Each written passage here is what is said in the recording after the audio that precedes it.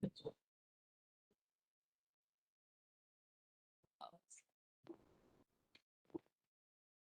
go to the here.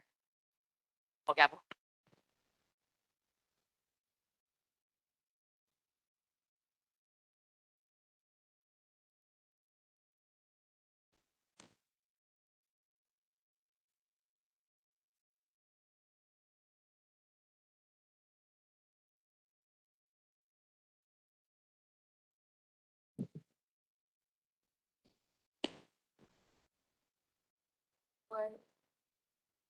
Aloha, everyone, and welcome to the Wahiawa Whitmore Village Neighborhood Board number 26 meeting. It is 7 o'clock.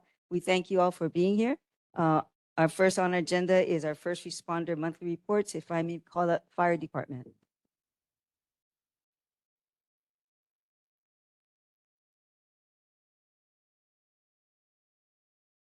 Okay, we'll come back to HFD if they're able to. Calling up our police department.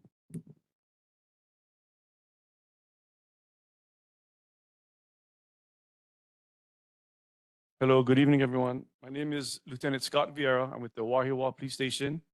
I'm the night watch commander, which covers, we start at 6 p.m. to 7:30 in the morning. I'll go ahead and read the stats for the past month. There were 11 assaults. There was 1 robbery. There were 5 burglaries. There were 3 UEMVs or unlawful entry into motor vehicles and 45 motor vehicle collisions. Total calls for service was 1,205. It's rather high, but it's usually our highest month given Christmas and New Year's. I'll go ahead and give the tip for the month. You know, with the new year, a lot of us have set New Year's resolutions, starting to exercise. So I've been seeing a little more people walking, exercising. So I just have a few pedestrian safety tips. Some of them are obvious, but I think worth reminding. First is if you're walking during the dark hours or early morning, you know, just either wear a light if you have one or reflective clothing, but do not wear like dark clothing. Headphones and earbuds really popular now, helps you get through the workout. But when you wear those things and you're outdoors, you're pretty much giving up your whole sense of hearing to your surroundings and stuff. You're kind of oblivious, so just be careful. When crossing a street, you know, if someone stops, try to make eye contact with the driver. Oftentimes they might be stopping. You think they're letting you go, but they might be stopping for a car that you don't see. Try to make eye contact. If they wave you, great. If not, just be careful. Last one, crosswalks. Crosswalks are great. They provide a place for us to cross, but I think sometimes it gives people a false sense of security. People think they're in a crosswalk and they just don't even look left or right. A crosswalk, like I said, is a good thing, but it's not a secret barrier or a field that's going to get you, prevent you from getting injured. So just be careful. That's all I have. Any questions from the board? Go ahead, June. I'm just curious about, you know those construction dumpsters that are usually parked on the roadside. Is there a time limit that they can leave it there? I'm not, you mean like the roll-offs and stuff? Yeah. So- No, I'm not just roll off, the construction ones too, even. Construction. You got a construction. Yeah, like the big, large, heavy-duty industrial Right. bins. Yeah, so, you know, there's no set time limit, but they're not allowed to just be parked in the roadway unless they have a permit. So if there's like a specific area you're talking about, Yeah, I just was wondering because There's a lot of- the one on King Street has been there over a month okay, and it's full. So okay. Yeah, I don't know if there's like a time limit, but like I said, if they're gonna park it on the street, a lot of times they need to obtain a permit. that's But what I most would of them think. are on the private construction site, they try to put them. Yeah, if it's on the site, on the construction site, I understand they can Right. just keep it there, but I'm talking about on the road or parking stalls or, Yeah, I'll have someone go check okay, on thanks. that particular one in King Street. Sylvia? I have a question. On my morning walks, I noticed up in the Heights, there is a house that has what used to be a rabbit hutch, and inside the rabbit hutch are 3 dogs. And they've been in there morning to night. I've gone there, I passed by at all hours. And this is probably not your jurisdiction. I know I've called the Humane Society 3 times and talk to neighbors, and they say those dogs never come out. Is there any other place I can call You know, if. to report if you- that? If you think it's a cruelty to animal case, go ahead and call 911, send an officer. I will tell you, the Humane Society is severely understaffed. So I'm not sure if, and I'm not making excuses for them, but a lot of times when we call, we have to wait. We have to make accommodations. If we have a cage, we actually sometimes bring the pet or animal to our station and we got to wait for hours and stuff. So if you think it's a cruelty case, I would call 911, have an officer go check it out, and we can make, notifications to our command system. They've been really good, and they said what their procedures are and everything, and they might have followed up with something that I'm not aware of, Okay. right? But it's been over a month now, and it just breaks my heart to see that. And it is on that border, yeah, where it's just abusive and kind of cruel. So thank you. I will do that next time. Thank you.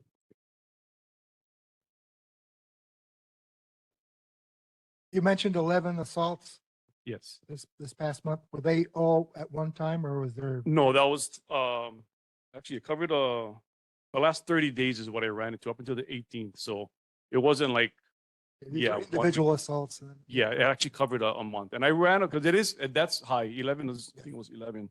And they covered all the way from misdemeanor assaults to felonies. And most of them were like misdemeanors. Doesn't make it better, but yeah, I kind of looked at the number because it was rather high. Thank you. Michelle? Hi. The abandoned buildings on Avocado, I've seen more people gathering again. I was just stopped at the light, right? And I see this guy carrying 3 of those 12 packs of beer and a bunch of furniture getting moved into the building with the wood Mhm. blocking the windows. Are they being rated or whatever? Yeah. So, the last I checked, we enforced whatever we could over there. We're talking with the landowners, and I know we've been talking about this the last several meetings. I don't know what the latest is, but if you see that kind of activity, again, I would just ask you, please call 911, have us go check it out. If they're drinking beer there and stuff, maybe we can take whatever enforcement action we can. But long-term solution, I think we were working with the property owners, and we all know was taking a rather long time, so.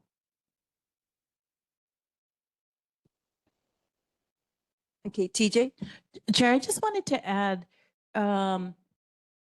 Michelle, if you could, please call DPP and report that because there was some progress with the property owner.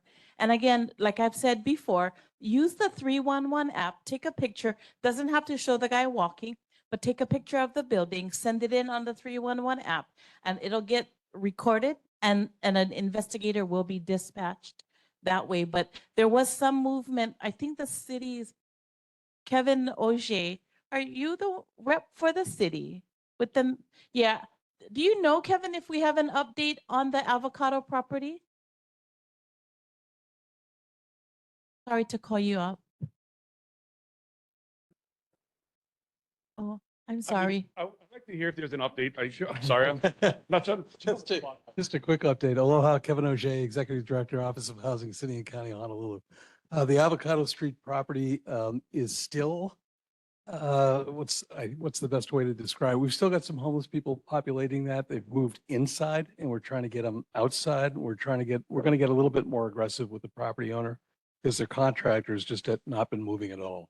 And that's been very discouraging for us because it's been, as you know, several months. So we just had a conversation about this week. And would you mind keeping me posted? Because I've had like 3 different individuals reach out to me about possibly purchasing Oh, the okay. property. So I would be happy to. Certainly. I think we've been coordinating with Chair. Yeah. Okay. So we'll, and once. Thank you. Yeah, and once, yeah, Happy exactly. to report to anyone, Yeah. but it's No, thank you. Yeah. certainly. Thank you. Thank you. And just for everyone's FYI, along with Michelle, I've also called, at that location, and I actually met HPD because I drove past it, I pulled over, I called, and I said, I'll just wait. And so there's also another entity that's coming in on the corner. They're moving in. It's like a hair salon area. So I was waiting in that area when HPD came, and we walked in, and there were people in that. it's basically, we're giving them shelter because it used to be an apartment building or some kind of business building, but the windows are all broken out, the doors are broken out, so the individuals can still go in there, and they are camped in there with their little pup tents and whatnot. So, not to say that we're allowing it, but we are allowing it to happen because, so the officers did talk to them and ask them to pick up their items and move along. So it is unfortunate, but until we can figure out and get things moving, I think HPD, unfortunately, I think you are going to be continuing to receive calls from us. But I do appreciate that the citizens are calling you to get, because I've called, other people have called. So people are eyeballing that area. We know it's not really safe at all, Yeah, and continue, like, Yeah. it's a long process, but I'd rather us go and make spot checks, Exactly. kick them out and stay on top of it, because if not, we saw how bad it got a few Yeah. years back, so. Yeah. So mahalo for that. Thank you. Any other questions for HPD? Yes, go ahead.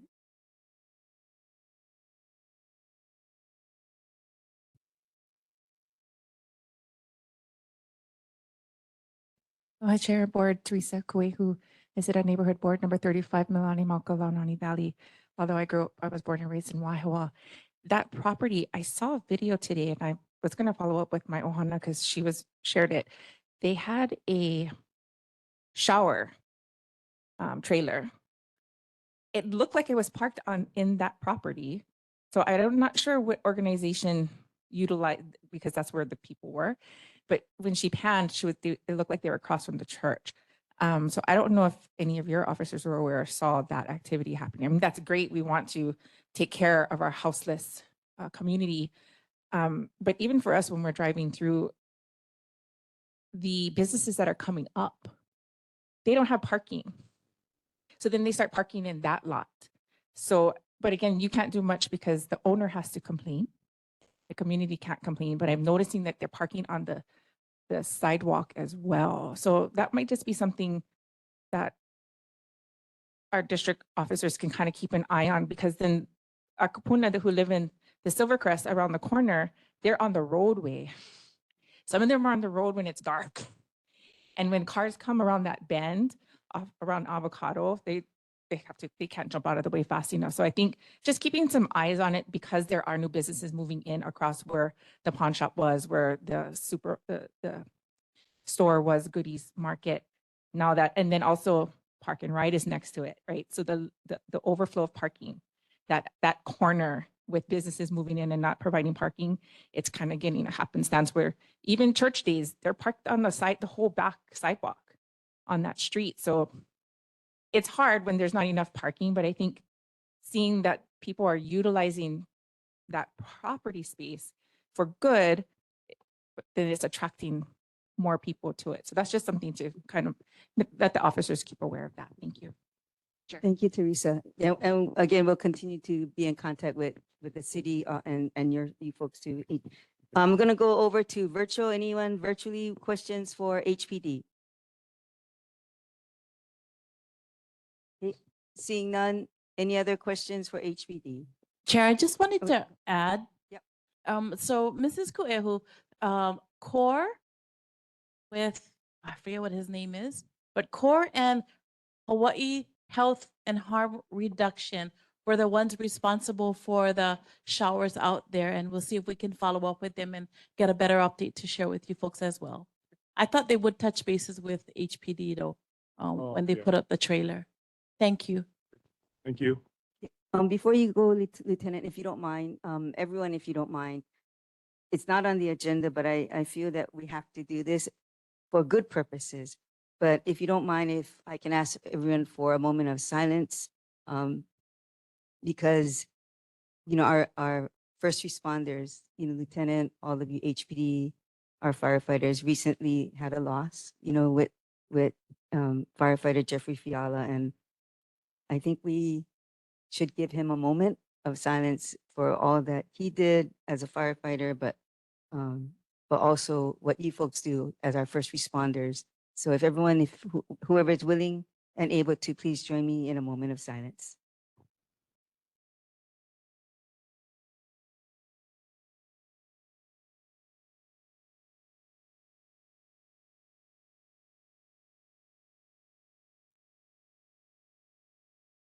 Mahalo. Thank you, everyone.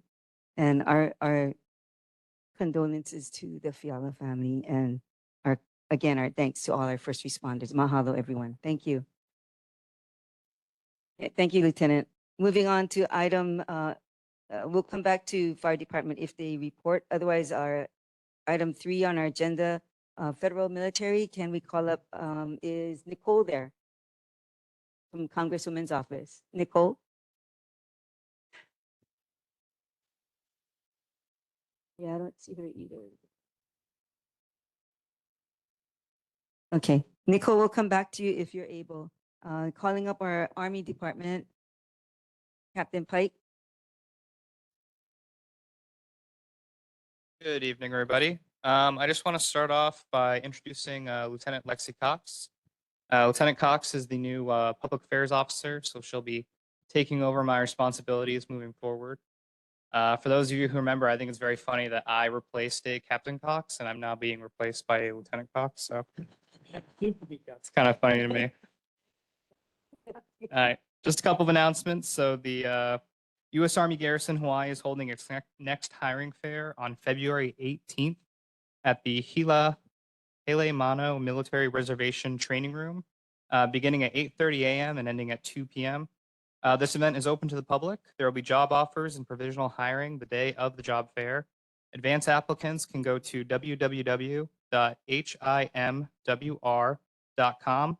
Click on the employment banner to learn of openings and how to apply online. Walk-ins are welcomed and should bring 2 references, proof of ID, social security card, and a resume or application. The training advisory for the coming month of January, the Army in Hawaii will continue training in East Range area with Ranger Jungle Tactics, Small Arms Blank Fire from the 27th to the 31st, and aviation training from the 27th to the 30th. These events are day only from 6 a.m. to 6 p.m. Additionally, on Schofield Barracks, there will be artillery and mortar training from the 21st to the 31st. This is day and night live fire, including late evenings and early morning hours. Finally, as part of the U.S. Army Garrison's ongoing effort to partner with Hawaii's state and county emergency management officials, we will conduct a full-scale exercise along Farrington Highway through the Luale Naval Magazine, Kole Kole Pass, and Schofield Barracks. The exercise will take place on February 5th and will focus on utilizing Kole Kole Pass during an emergency event, such as a natural or man-made disaster. The U.S. Navy, Hawaii Emergency Management Agency, the City and County of Honolulu Department of Emergency Management, Honolulu Police Department, Honolulu Fire Department, the Hawaii Department of Transportation will all participate in this exercise. The exercise will only last 1 day and is not expected to affect traffic. And that's all I got this month. Any questions, board members? Go ahead, Chief. Happy New Year, by the way. Happy New Year. And if you're being replaced, does that mean you're moving elsewhere? So I'll still be staying on island. I'm just going to be moving on to focusing on different duties. Great, thank you. So I wanted to ask, down at Wahiawa Middle School, I know we've had some issues with the area down there. Is that the military that is doing the work that's being done around the open field? Do you know? I'm not tracking us doing any work at the middle school.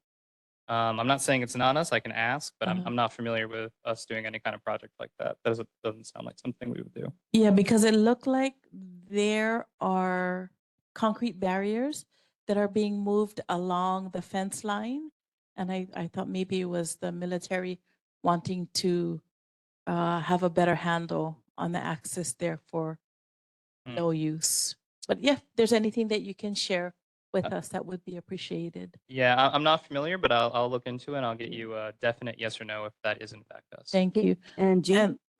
I'm sorry. And for those of you in the community and online, if you have not recently taken the drive down to the Wahiawa Middle School at the end of Rose Street, I would highly suggest you do so.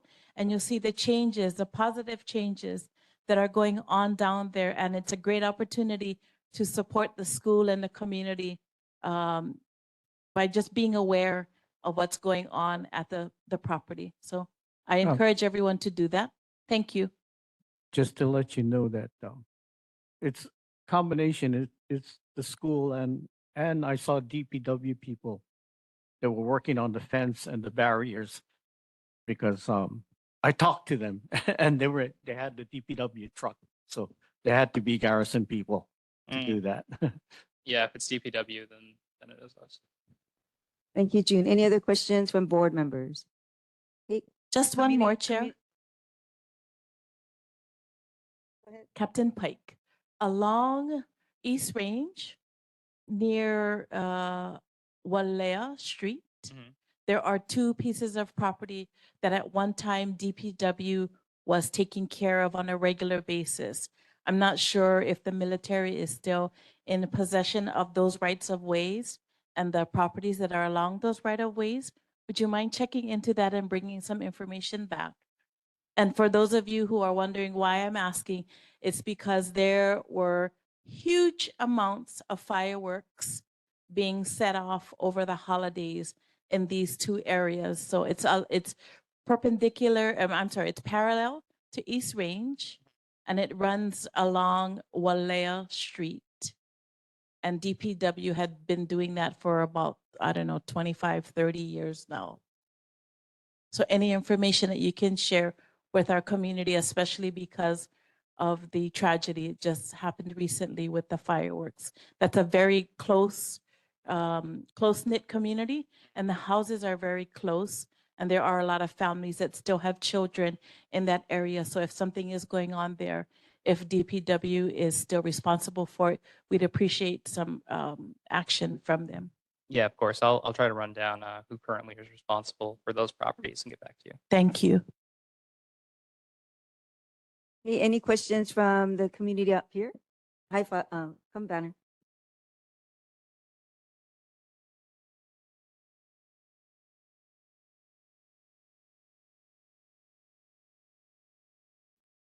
It's too heavy. Thank you, Madam Chair. Banner Fonene. I'm just curious, before I get started, is the Navy here tonight? Oh, great, then I'll save you for a little bit later. Captain Pike, Lieutenant Cox. I haven't been here for a while. The easiest way to get a hold of you is how? Since you'll be the one. You have that on you, because okay, so if I can get that from you. And then just a quick question I'll also ask of the Navy. Is my understanding that Admiral Samuel Peraro is top dog when it comes to land military in the state of Hawaii. Does that sound correct with you, Army? Because I know Army has their lands, Air Force has theirs, everybody has theirs, but apparently the guy that makes the decision is Admiral Samuel Peraro. Does that sound about right? It's Paparo? Okay, sorry about that. Okay. All right, that's it. Thank you. Okay, and any questions from our participants virtually? Oh, I see. Is that Tara? Hi, Tara. Yes, aloha. So I wanted to make a comment and a question and a request for the Army that I'm just going to state it here since you're on here to bring it up to the command, move it up the chain of command to take no action for renewal of the land and to also, if it is your land that is not above an aquifer, we'll tie it in later to the landfill, that to hold the mayor accountable to his words that he's going to talk to Paparo to talk about giving up land that one is not theirs, which they're desecrating and contaminating anyways, to use that land that's not above an aquifer for the next proposed landfill. So again, so renewal of the lease, and also to give the land that it is already being contaminated by this military readiness training that does not need to be in our islands nor in our waters, to, again, move it up the chain of command and to hold the mayor accountable to his word to talk to Paparo. That was it. Mahalo. Thank you, Tara. I'm just going to repeat just to make sure I got this in my notes too. Um, so for the military, the request is the what's happening, the current situation with the discussion on a new landfill. So what she has asked for is that there's no action if there's a renewal of land, that there's no action if the landfill or land is contaminated, that not be brought back to us, basically, not to have use of that contaminated land. And then also Oh, no, that no, the- I think, right? can I clarify? No, Yeah, it's that, please. yeah, it's because the military, the army land leases are up in 2029. Right. And it's supposed to be no action taken to renew it. No And re- about a few years ago that they wanted to add on a new one to swap land and to get more new land to contaminate. So okay, that's got a solid no. And as far as if they have land that is not above an aquifer, to allow Hawaii residents, people, Kanaka, to have that land to build or to use for a second landfill. Got it. Because Thank- at the mayor's town hall, he said, yeah, that he wouldn't go back there, but he said he would take it to Paparo. So just reiterating and reinstating that. Mahalo. Yeah, thank you, Tara. And yeah, and that's the same topics that we talked about at the community meeting up at the elementary school. So so those are the items that those are the concerns the community has that Tara brought up, are the same concerns that we brought up at the recent community meeting that we had at the elementary school. Mhm. Yeah. Okay. Thank you very much. Any other hands virtually? Okay. All right. Thank you very much then. Okay, thank you. Before you walk off, can we have a few words? Can we to meet your replacement, if you will? Yeah, of course. Lieutenant Cox, come on up. We always like to meet everybody. That's why we want to welcome you. Hello, my name is Lexi Cox. I'm a lieutenant in the United States Army. I've been on the island for a little over 3 years now. I just took a new position, as he said, the public affairs officer. So I basically take all the cool pictures and photos and put them out to everybody. But I'm excited to join this group and community and see what we can do as the Army to help provide and support the community as a whole. Anybody have any questions for our new contact? Hi, Vanna. You want to welcome her? Be nice, because it's her first. Be nice. She just got here.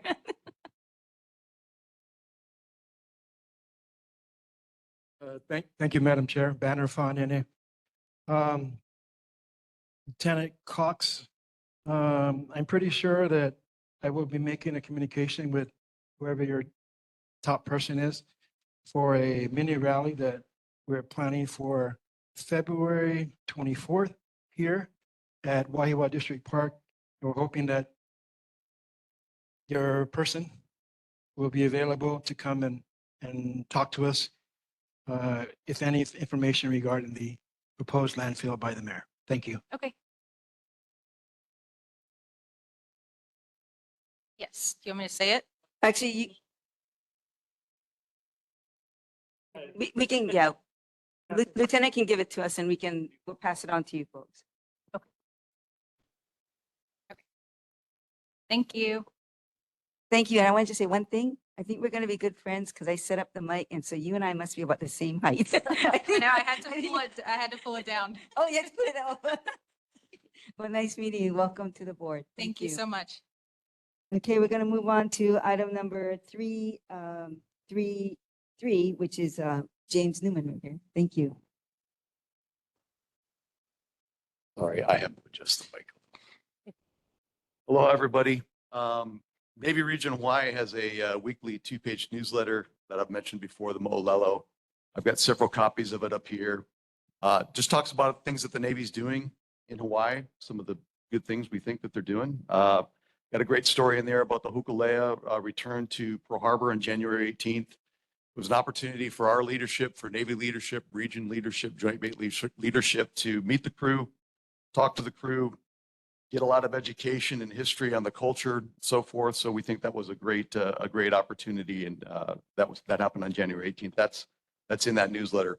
Also, on the same note, the Navy in October of 2024, we started the La Lima Navy project, and what that is, this year is the 250th anniversary of the Navy in October 13th of 2025. So starting last year, we started a project where we want to do 250 acts of voluntary community service. So we're working with the community. Any kind of opportunities for our sailors and civilians to get together with a local community to do community work, volunteer work. That's really the idea of it. Working together, as I said, over this 12-month period, working together in the community of Hawaii. So if you have any opportunities here in Wahiawa, if there's anything that would make sense for that, we would like to get involved. We have monthly ship tours that we're starting up again. So we just started doing this. I don't have a schedule yet, but I'll make sure that we provide a schedule. And what that means is on Saturdays, we're going to be opening up a ship to different groups. We're not going to do one-on-one kind of thing, but definitely if you have a group of people that wants to go aboard one of the Navy ships, we would bring you in on a Saturday and do a tour. So we will have a schedule of that in the future. We don't have that right now, but we'll be looking forward to that. Hiring fairs, we have several hiring fairs, hiring several positions around Oahu, Navy Region Hawaii. That's also on this Mo'olelo newsletter that I have here. It has all of the LinkedIn pages and Facebook pages and so forth, all that kind of information. So if you want to find out about those hiring fairs. The last thing is the next Navy Closure Task Force Red Hill Open House will be March 12th from 5 to 7 p.m. at Kie Lagoon. The task force personnel will be available to talk about the current status of Red Hill. And I have those flyers for that event as well. Again, all the info, addresses for Joint Base, for region, Navy Closure Task Force, that's all on these documents up here. You're welcome to grab them, and I can add more if needed.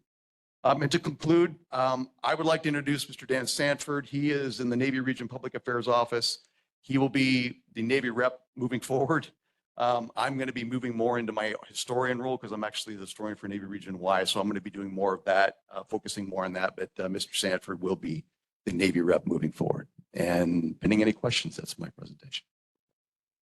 Go ahead, Joe.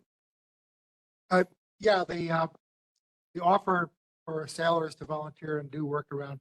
Our library is closing within the next few months. Okay. And that involves an awful lot of moving equipment and books and eliminating a bunch of books too. So it might be an opportunity for some help, labor help. How would I contact you or?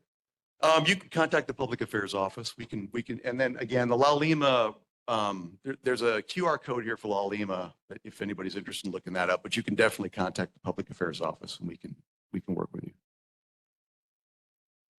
Thank you. Go ahead, Erin. Hi, good evening. Just maybe a comment or sort of a question. It just seems overall there's a high turnover when for community affairs people as a community, we have long memories and we keep accountable of what is happening. But it seems like it's almost purposeful when there's something going on in the community, there's sort of a swap of who gets to speak to the community. Is there a reason why things seem to positions turn over so quickly in the military? So from the Navy standpoint, we just had a lot of people, we involved in all the different neighborhood boards. There was just a lot of people that were involved in doing that. I was stepping in. Again, my role was as a historian. I was stepping in because we did not have an individual who could do that. So now I am moving back into that role, and then Mr. Sanford will be taking over. So I assure you, it's not intentional in any way. It's just so that I can perform the role that I was trained to do. TJ? Would you mind introducing Mr. Sure. Sanford up here? Yeah. And that way we can also maybe get his contact information later, because I really would like to reach out, since you're offering, to have some volunteers help with graffiti in our town. Specifically in the public, the city and county buildings, but also if you follow me on social media, you've seen recently that those beautiful works of art that were done by our keiki in the schools in our area have been vandalized, and we would really appreciate some help cleaning it up. Okay. I know some of the moms and dads have gone out, but it would be great to have some contact with you, sir. Dan, Thank if you you. want to introduce yourself. Although we are not the same height, I'm sure we're gonna be great friends. All right, we'll just, okay, excellent. Too easy. Hi, I'm Daniel Sanford. I just recently got here in Hawaii a little over a month ago. Actually, we'll be living on Schofield Barracks, so it seemed like the right thing, like a good opportunity for me to not only to step into these community meetings, but also in a community that I'm going to reside in as well. So I'm looking forward to this. I'm looking forward to work with Lieutenant Cox as well, and looking forward to meeting everybody and seeing what we can do for you. And Joe, absolutely, with the library, I think there's definitely something there we can work with as well. But I'm here, and I'll be right here to the end of the meeting. If anyone wants to talk to me afterwards, I'm looking forward to it.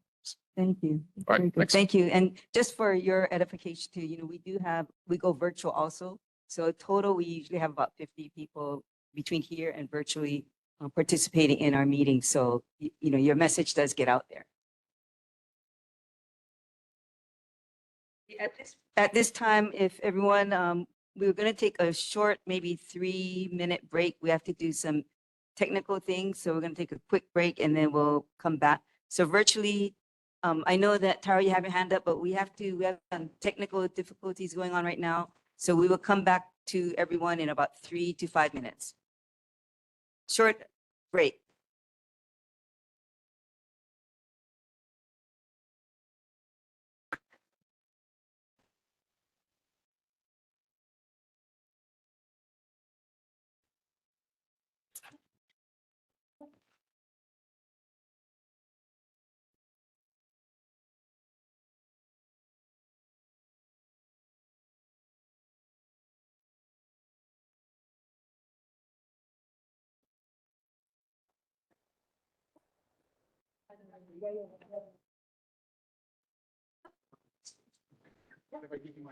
I would love to.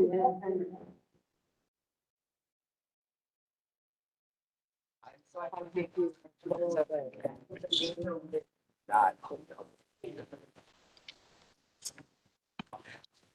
That's why Thank you.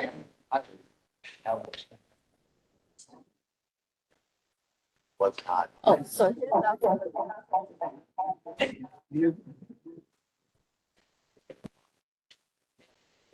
Testing 1, 2. Can someone say hi?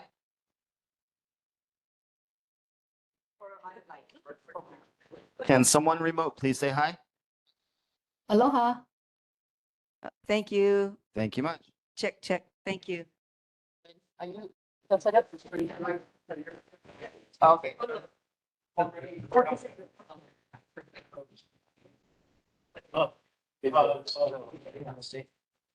There and my legs. Okay. Yeah, I'll find you for you still. Yeah. I would.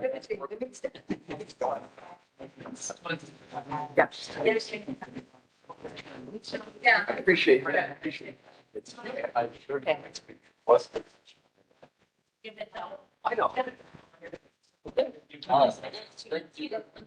Yeah, and then. You're returned. And then we're good. Good enough. Okay, everyone, we're gonna call the meeting back to order. Call the meeting back to order.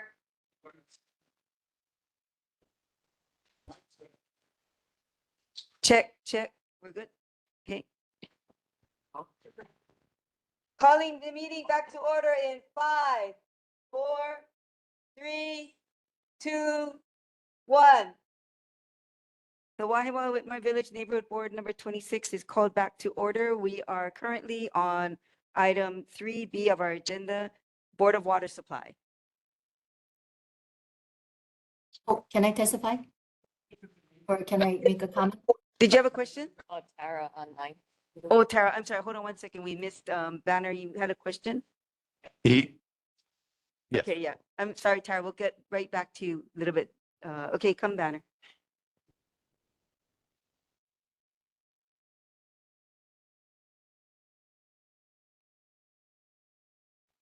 Thank you, Madam Chair. Banner Fonine. I sent out a email, letter, whatever, to Admiral Paparo Admiral Papara. this morning regarding the proposed landfill.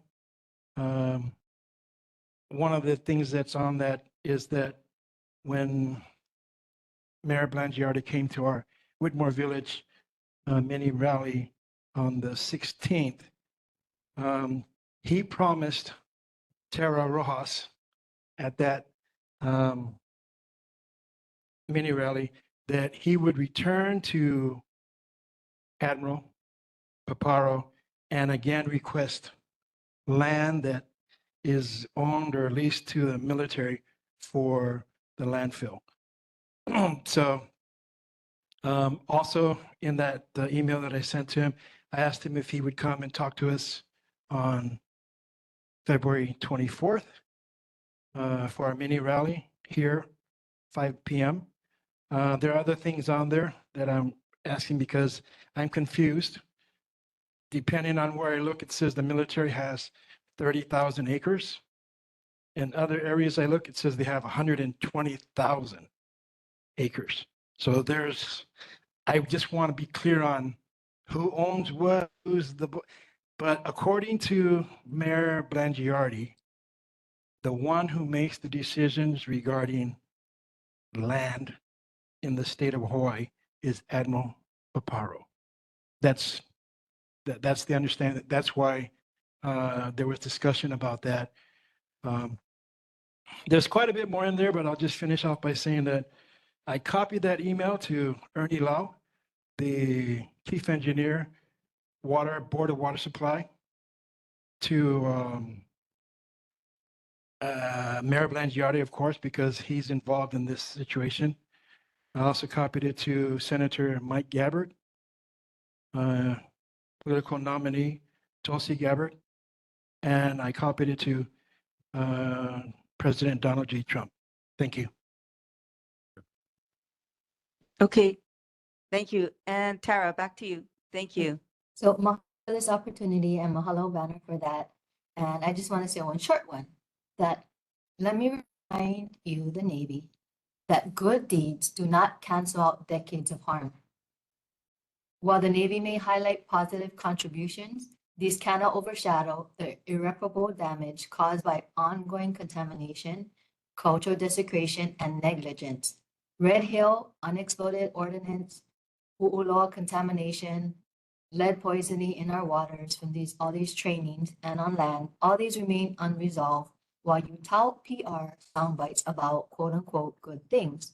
If the Navy truly cared about the community, cleanup efforts would be prioritized, not expansions of training in our kai, in our ocean, and on land that cause further destruction. Good deeds must be grounded in accountability, transparency, and genuine efforts to remediate the harm you've caused. Anything less is just gaslighting and distraction. So we demand, actions. I know you guys just, cycle in, cycle out, but we're gonna put in a repeat because you cannot overlook the fact of the decades of harm. So we demand actions that restore trust, not empty reassurances or token gestures. So just please clean up first.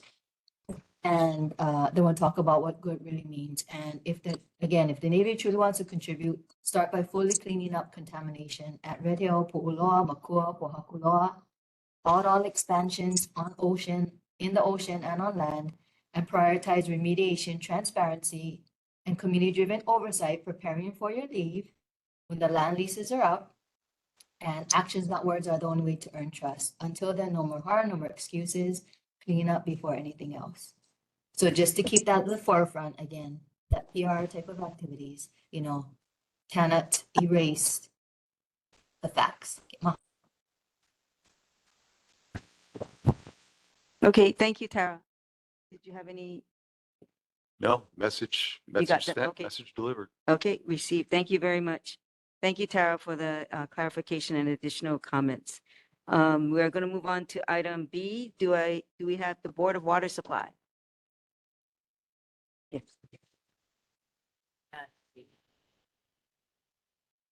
Board of Water Supply. Okay, let's call on State Department of Transportation, DOT. I don't see anything either, yeah. Okay, we're gonna move on. Yeah, oh, just go ahead. Being that DOT is not here, could you make sure that they come next month online? The highways are just getting nuts with the overgrown grass. And we're paying these people and nothing's getting done. Yeah. Yeah, we'll send a reminder to them, yeah. Thank They you. are on the agenda, yeah. And they usually do show up for the most part, but yeah. Thank you for that, Michelle. Okay, we will follow up with DOT regarding the overgrown grass and for other reports. Okay, moving on to our residents' concerns and community announcements. Anyone who has something to announce, something coming up, introducing new staff, please stand at one of at the further microphone so that you can be on camera.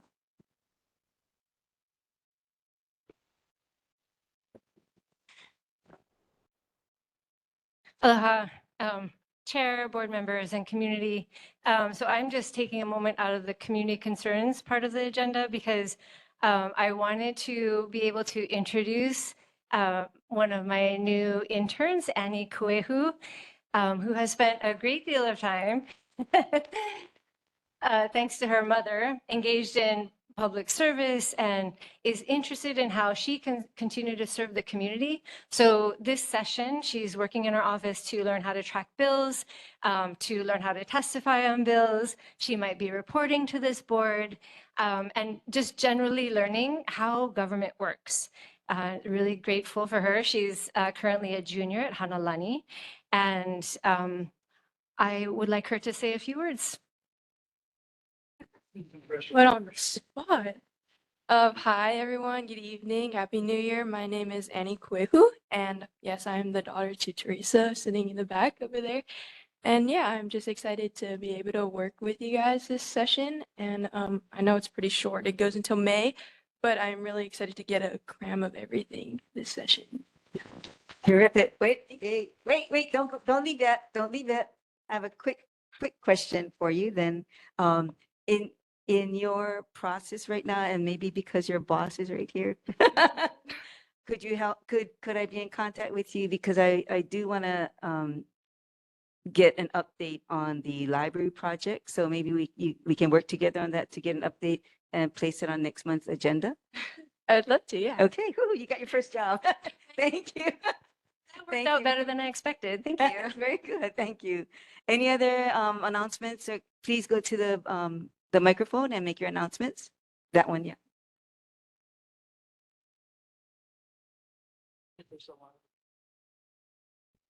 Yeah, before I make, oh, I'm sorry.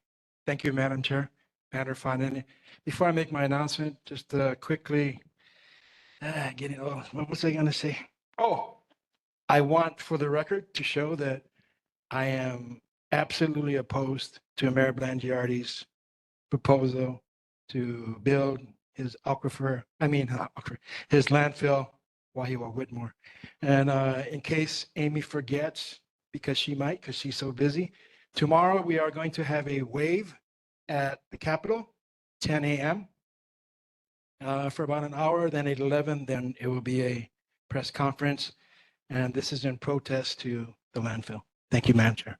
Thank you very much. Anyone else with announcements or upcoming events?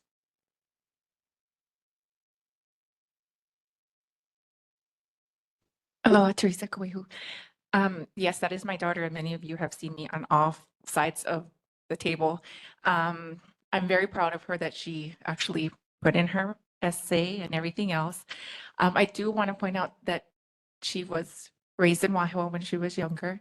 Her kumuhula is here, who is Noelani De Vincent, who is a longtime member of our community as well. So Annie has a lot of ties to this community, which is why I felt it necessary to bring her tonight so that she could continue what we have always done since I was young here as a graduate of Lelahua, that this is our community, no matter where we live physically, this is always home. So she has a card she's going to give to you. It's my card, but it has her number. You do have permission to text her or call her. She will work directly with you, Chair. Thank you. Yes, we all have our roots here. Thank you. And yep, any other announcement? I think, oh. Thank you, Madam Chair, Board. Good evening. My name is Eric Nakamura. I work for Kiewit Building Group.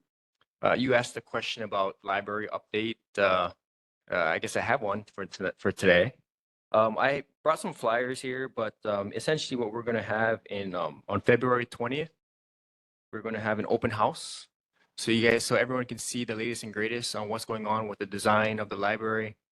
Everyone can weigh in on their thoughts and input. So we would love to see as much people as possible. February 20th. It's going to be from 4 to 7:30 p.m. And if those who can't make it on that Thursday, we'll still have display material up until Saturday. We'll take it down Saturday evening. So, yep, love to see everyone there. Thank you. At the library, sorry. Yes, at the library. So it's only the February 20th. Yeah, so we'll be there February 20th. 7, Correct. 4:30 to 7. 4 to 7:30. Okay, thank you. And then we'll leave presentation materials for those who can't make it on that day. Okay, great. Thank you very much. Thank you for the announcement.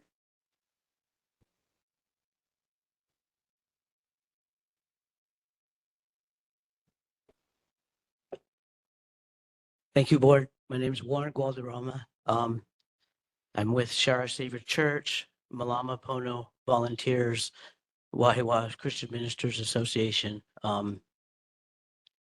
Just to let you know who Malama Pono is, the Ruby at the junior high initiated this, and you see us walking up and down the street in the morning with our yellow vests on, making sure the kids get to school in the morning. Now I'm in the afternoon alone, but I'm working together with one of our members to try and get some Navy personnel to stand out there in uniform with us. That'll be pretty interesting. But anyway, I wanted to let you know that we're working together with River of Life and Project Vision, Hawaiian Island Ministries. That was us out there with the showers today at 537 Avocado. And I apologize for the parking. If there's anything going on that you guys don't like, we can address it for you. We will be there. Project Vision with the shower trailer will be there every Monday from 10 o'clock to 4 p.m. Their last sign up for shower is at 3:15 and they'll start cleaning up at 3:30. From about noon to 1:30, 2 o'clock, I'll be out there with some volunteers and we'll be handing out food. And our goal is to bring to bring services with Hawaiian Island Ministries and bring housing and haircuts and paperwork, doing paperwork for them. Or full service is our plan there. Come out and see us, see how we do our work, talk with us. It was our first one today. I'll try to answer some questions if you have any. Yeah, just a couple. We'll keep it quick, but just to repeat, that's the showers are available on Mondays. Was that 10 to 4, 10 to 4? From 10 to 3:15 will be the last sign up. By 3:30, they want to start cleaning up and get out of there. Okay, and that's on Mondays. Yeah. and Starting. It's Okay. 5:30, 5:37 Mango. Okay. and I'm then sorry, Avocado. Avocado. Yes. Okay, and then Michelle had a question. Is that the property we're trying to keep everybody away from? Yes, and we cleaned it up. We cleaned up today. Actually the property where we're at, there doesn't seem to be anybody staying there right now. I'm not sure at nighttime. And it looked relatively cleaned up, like no blankets and stuff left behind. But the building next door, In buildings. the Yeah, building next yeah. door that you're talking about where somebody is living, there is somebody there. Okay. Is it possible a different area since we're trying to get people not to go there? I think their choice place would have been the Dots parking lot again, but I don't think that's available to them anymore.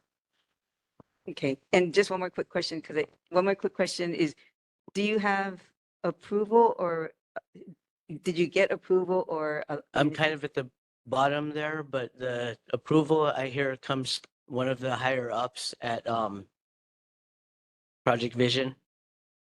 is friends with either the owner or the caregiver, whoever that is. Okay. Okay, maybe we can, So I have more questions, but we can do that after. Is it June, you had a question? No, I just want to say, I saw an announcement that they were looking for community places to have the site, but I guess nobody else volunteered their site, right? that was somebody who didn't realize the other site was approved already. Yeah. They thought there wasn't water supplied there. Yeah, if you don't have a water supply, you can't do anything. Yeah, so that was somebody else reaching out on their own to see if there was an alternative. If there was an alternative, something with more space would be better. And the only reason I think we're asking, at least, because our community is concerned, that is a community concern, that area. We're But very, the fact that you're working on something is appreciated, but I also think we just also want you to do it legally as well. So we're very aware of that. And River of Life's plan is to have people come, get services and leave. Okay. Especially because of the way that they had to deal with things at their own mission. Because in the past, when we've been asked to give like a letter of support, we can do that, but we cannot do it if it's not a legally allowable activity. As far as I know, the higher ups at Project Vision is in contact with the owner. Okay. So we'll I stand by. myself, I can't verify that. Okay. All right. Well, please be careful if you don't have your approval yet. Okay. Anybody else I for appreciate that. announcements? Chair? Okay. Okay. Go ahead. Oh, I think call on I think Betty was in line. Go ahead. Yeah, no, go ahead. You're in line.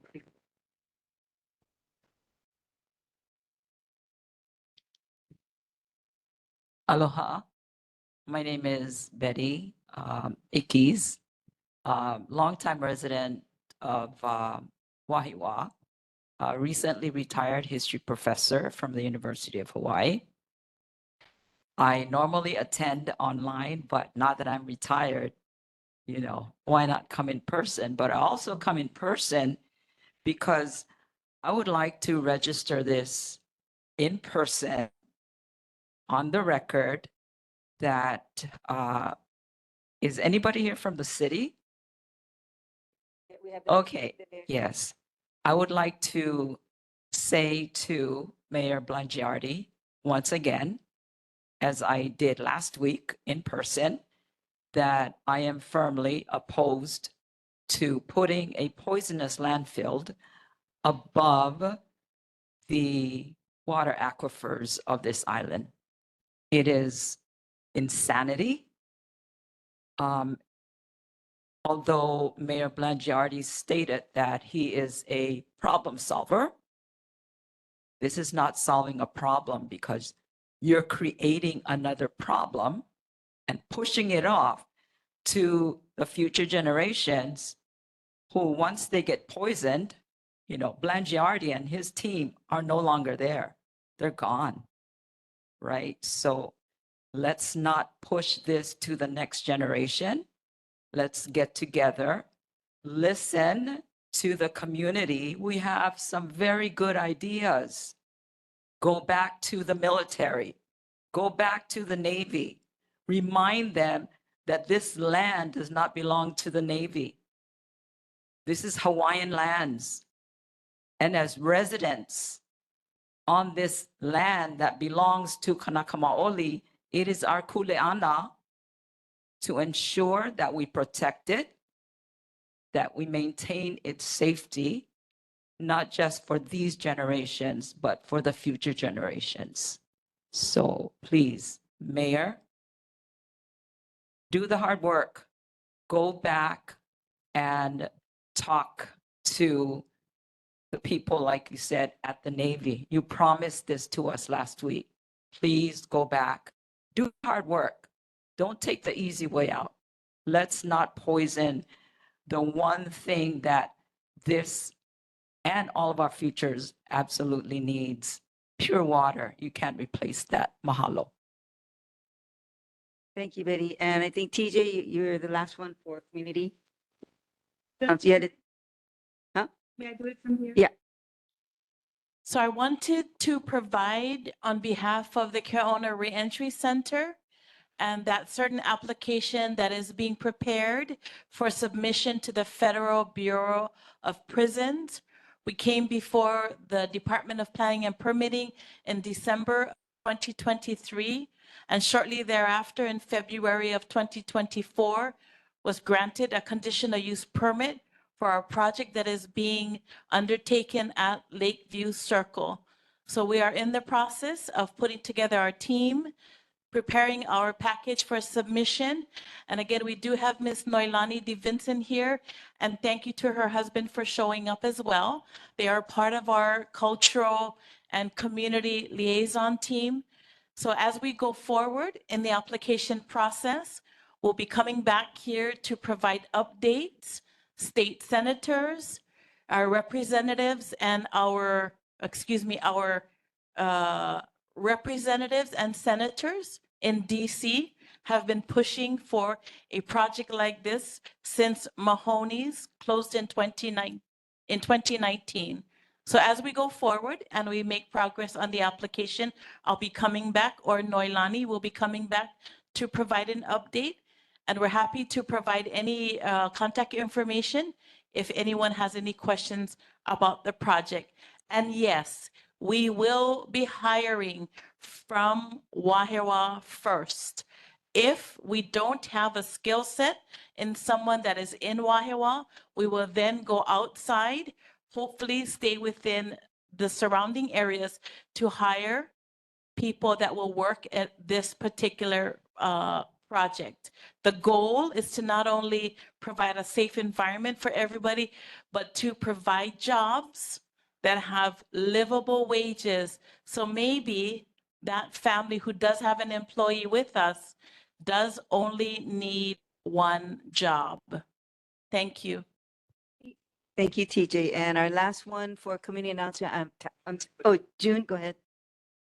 I don't know if you heard about this, but Ed Case is having a community meeting at Mililani High School, 6:30 on Wednesday. So if anybody's interested. Okay. Thank you very much, Ed. June and Tara, last one for community announcements. Aloha again, thank you. I cannot stress this enough, that it cannot be just something we say once. It has to be something that's said over and over again. And so with that, I would like to say that tomorrow is a huge day. At the Capitol at 9 a.m. in the Committee on Water and Land, there are going to be two very important bills related to what we're mentioning. House Bill 305, it's going to be proposing the creation of the Aloha Aina Land Trust dedicated to rehabilitating and managing lands transferred from the U.S. military back to the state upon lease expirations strictly for purposes such as ecological restoration, regenerative agriculture, and educational cultural activities. I know got to remediate the land that they, contaminated and desecrated.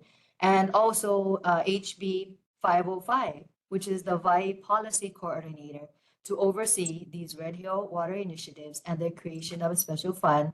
And in there, it does say, that the military, the federal, the government, they should be in charge of remediation. Yeah, the cost for remediation. And so,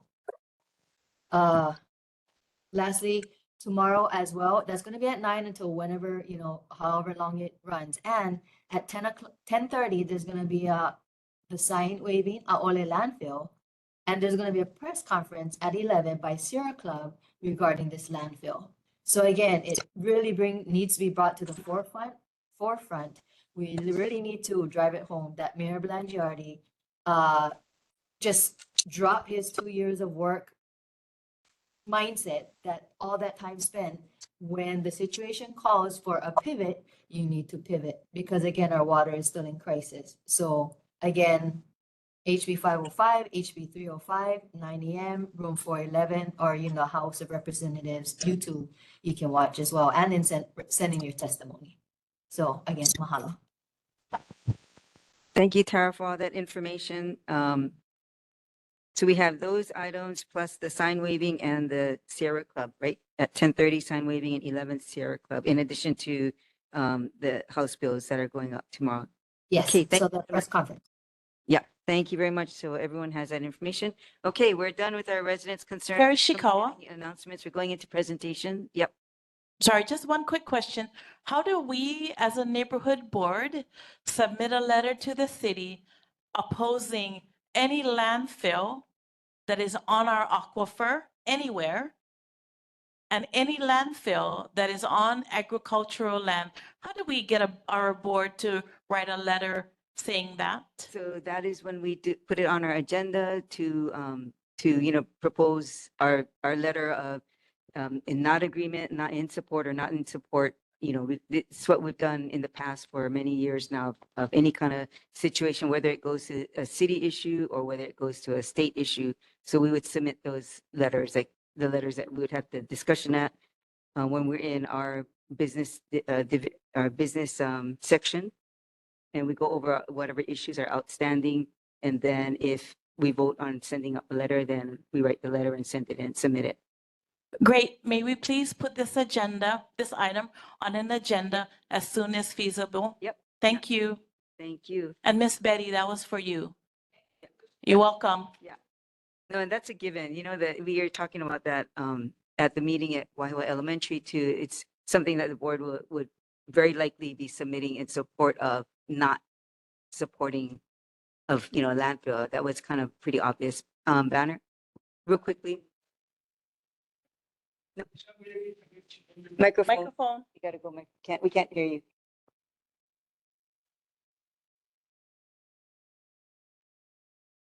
Thank you, Madam Chair. Banner Fontaine, sorry for being out of order. This young lady is new to neighborhood boards, and she wanted to say something, but she kind of missed so I don't know if you're going to let her. Come. Thank Yeah, you just for the introduce opportunity. Yeah. My name is Christina Harton. Born and raised here on the island and moved here 3 years ago. And this is going to be my forever home. So just want to say that I'm not for the landfill on the aquifer. And I'm very sorry that I haven't seen any of you at the sign waving today, but it was, my first time and it was really fun. So hopefully tomorrow I'll see you all there. Concerns I do have in our neighborhood is I live right off of California Avenue, and the sidewalks that they have there, the asphalt really needs to be repaired, especially for our kapuna that has wheelchairs, walkers, strollers. They have a hard time going up against all the potholes and whatnot. Yeah, and then also maybe like if they could do something with lighting. There's a lot of the high school kids that get off of practice super late and it's dark, and with cars just kind of speeding up the hill, I think it's good to have better lighting. Also, if maybe they could put one of those speed bumps that you see a lot in, Kailua, Hawaii Kai, it'd be nice to have those. Well, Betty knows too, we got speed humps in your area to go. We did those back in, I don't know, it's about 8 years, 9 years, but we did speed humps down behind Foodland, down by Kaala, up, up on Royal Palm. And so we've done it, but not a road. Yeah, that one we didn't get, that whole story, there's a whole long story on that one, but it's still possible. It's just, that one has a little more difficulty, but yeah, so. And sidewalks, we are working on that. Some of that we're not able to, it's not city sidewalks, some of them. So that's another issue we've worked on in the past, but we can always look at it again. The current one we did is, I don't know if you noticed the crosswalks, they repainted it in Wahiawa. So that's something that, I put in for, to work on that. So Any way they could get like in certain areas, lighting, like, those lights on the crosswalks, because I think right the over here, reflector lights, like the- yeah, or something where you push the button and it kind of illuminates the crosswalk, only because especially in this area, there's that overgrown tree and it's really dark in that corner and there is a crosswalk, and there's several times, I mean, even going slow, you can't see someone Yeah. crossing there. I don't think any of our crosswalks have, if you press the button, it's to signal that you want but it's not, it doesn't put out a light or anything. Yeah. So, but anyway, we can follow up on some of these other issues like the crosswalks, but the crosswalks, they just painted. I met 'em, we can- yes. Yeah. Okay. Thank you. Thank you, Chair. Just wanted to invite I'm sorry, I didn't get your name. Christine. Christy. What Christine. might be helpful for you is to go to the Neighborhood Board Commission website and look at some of the past videos from our meetings so you kind of know where we are. It's great that we have a fresh new pair of eyes bringing these concerns to the Neighborhood Board, but I think it might be more helpful for you also to know who we're working with on what projects, because Councilmember Matt Wire and his aide Kelly right there, as well as Kevin Auger, do a fabulous job in helping to care for our community. So Neighborhood Board Commission, I think you can just Google it and then you can find videos for, like, I don't know, in perpetuity, hopefully. But it would be a great way for you to come up to speed with our community. Welcome to Wahiawa. Thank you so much. You're welcome. Okay, thank you, everyone. Okay. Okay, we really got to get to our presentations. That's the last one for. Just for anyone who's new to our community or is now starting to get active, we do have open for candidacies to run for your neighborhood board. This is specific for Ms. Christine Banner. If you're not paying attention. Right now, they're taking applications to be a part of the board for the election. So if you want to take that step, it is, I think deadline is February 21st for candidate filing. And anyone who's online, who's interested, you know, especially if you're newer to the neighborhood and you want to get involved, this is one great way to do it. We don't get paid, but you come once a month, have fun. Thank you, everyone. Okay, we are in our section 5 for our presentation, our rules of decorum for everyone. Please be aware, all participants at this meeting shall extend the spirit of aloha to one another. There shall be no displays of disrespect to one another. Public comments can be made within the stated time limits and without interruption unless the comments are offensive and or out of order and are not conducive to civil discourse. So we do ask everyone to be, mindful and gracious to everyone because people are here to do a presentation, and the presentation is, to improve our community. So please welcome our first presentation. This is a project regarding the city's wastewater pump station at Grandview Place, Nakula Street, and Lakeview Circle. And our presenter is Garrett Leong from Brown and Caldwell. He's a project manager. Aloha, Garrett. Good evening, everyone. My colleague will be sharing a presentation on screen right now. Sorry if you can't see it. I apologize. I printed handouts, ran out of my office, and I left it on my desk. And so I understand it will be put on the Google Drive. So if you need to see the presentation, it'll be there as well. So again, my name is Garrett Leong. I'm with Brown and Caldwell, I'm the project manager. We were retained by the Department of Environmental Services, the Division of Wastewater Engineering and Construction. I will say I have nothing to do with the landfill. It is wastewater related, but yes. So we're doing wastewater pump station improvements at 3 facilities in Wahiawa. So the Grandview, Lakeview Circle, and Nakula Pump Station. And so if you go to the next slide. So I'll just be. I'll just be talking about some of the background and some of the parts of the project that we're doing.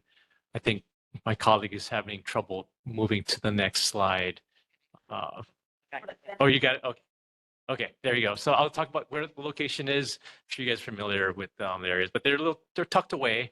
What improvements we're doing there, the schedule and costs, and then what we've been doing through the community. So if you go to the next slide, it's a general map of the Wahiawa area. You'll see 3 pump stations.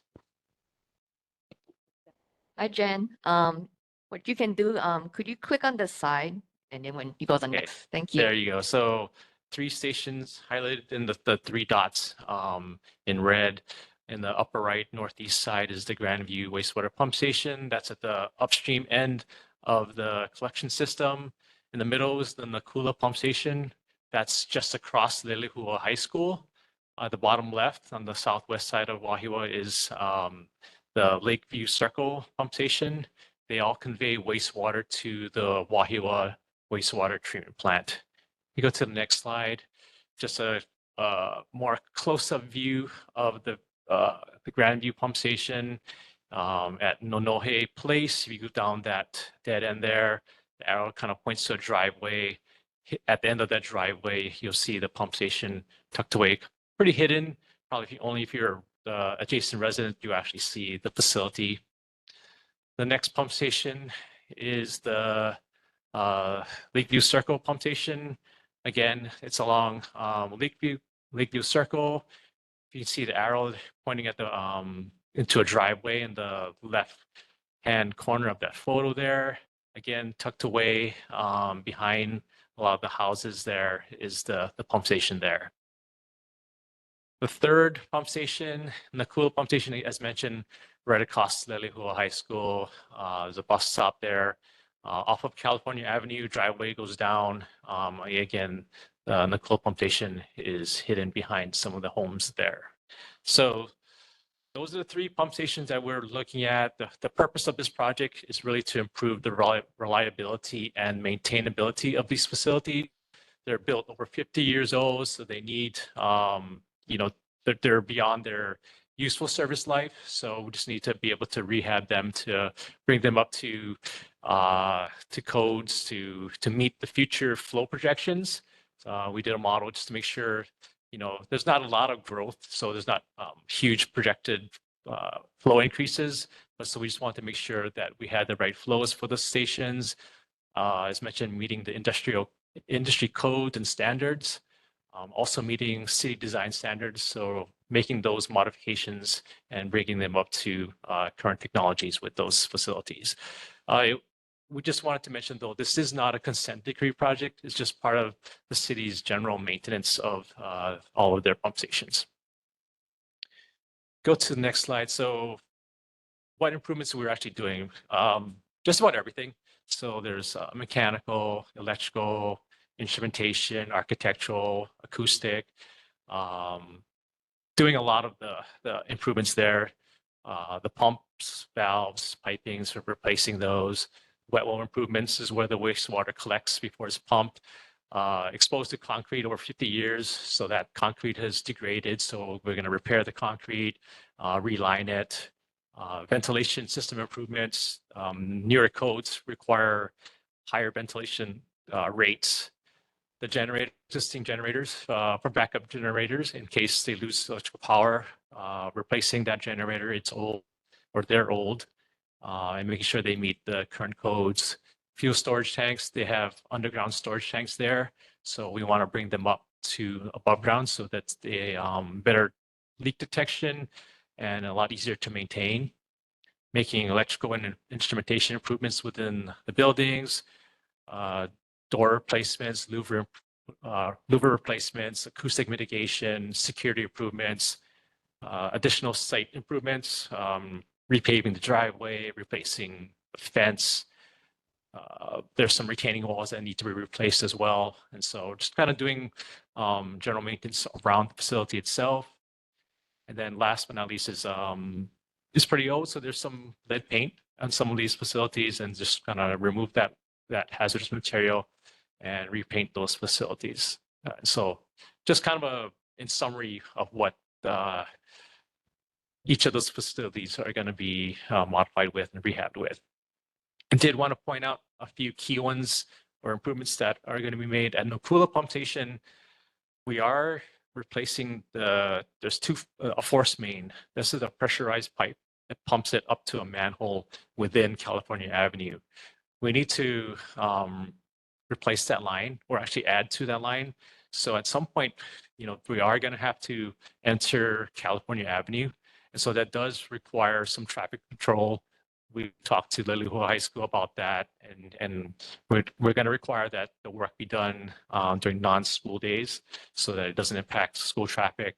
We'll have to coordinate the bus stop or bus stops. There's one on both sides of that area there. But just wanted to let you guys know that's one key aspect that has a little more impact than the rest of the other projects. You go to the next slide. So at Grandview and the Nakula pump stations, just want to let you guys know that they are building a new generator building. The existing location for them is doesn't meet code. There's not enough space between the generator and electrical panels and the walls.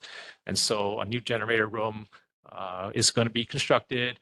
It'll have sound mitigation. And so it's just letting you know that those two small facilities, or those facilities will have two smaller buildings for the generator built there. And then last but not least, the flow bypassing. So with the work that's being done, we do have to bypass flows. So you kind of see in the picture, it's kind of it's a portable pump. So what it'll do is it'll pump from a manhole at the site and pump it into the system. So that way we can, the contractor can do the work throughout the facility. The pumps will be soundproof to be able to meet DOH fence line noise limits. But just want to let you guys know that this will be occurring during the project itself. With respect to schedule and costs, the project will be advertised in February. Bid opening will be anticipated in March. Hopefully get a construction start in the fall, and then finished in roughly 2.5 years. So that doesn't mean though that each facility will be in construction for 2.5 years. They're going to be done sequentially. And again, the flow bypassing will be, just a small period or a few months out of the overall duration. So yeah, this is kind of the schedule there. Construction cost estimate is $15 million, about $5 million per facility there.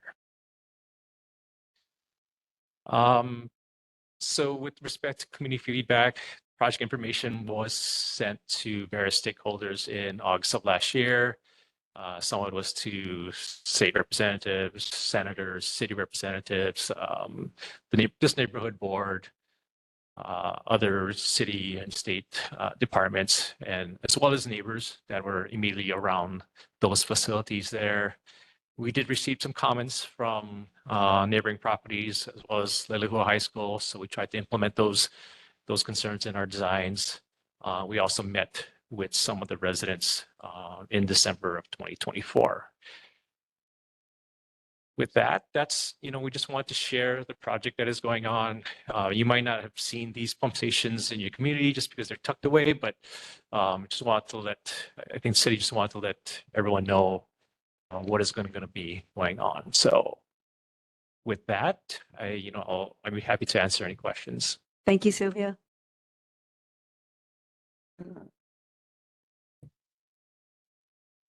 Okay, Garrett, as usual, I'm just going to ask the first few questions and I'm going to open it up to, so just very basic so that we don't mix things up, because this topic can easily get mixed up. I mean, so just to be clear, what you're going to be doing is nothing at all like the concern that we have with the landfill issue. Like there's nothing at all similar. I mean, you're going to be repairing, but not.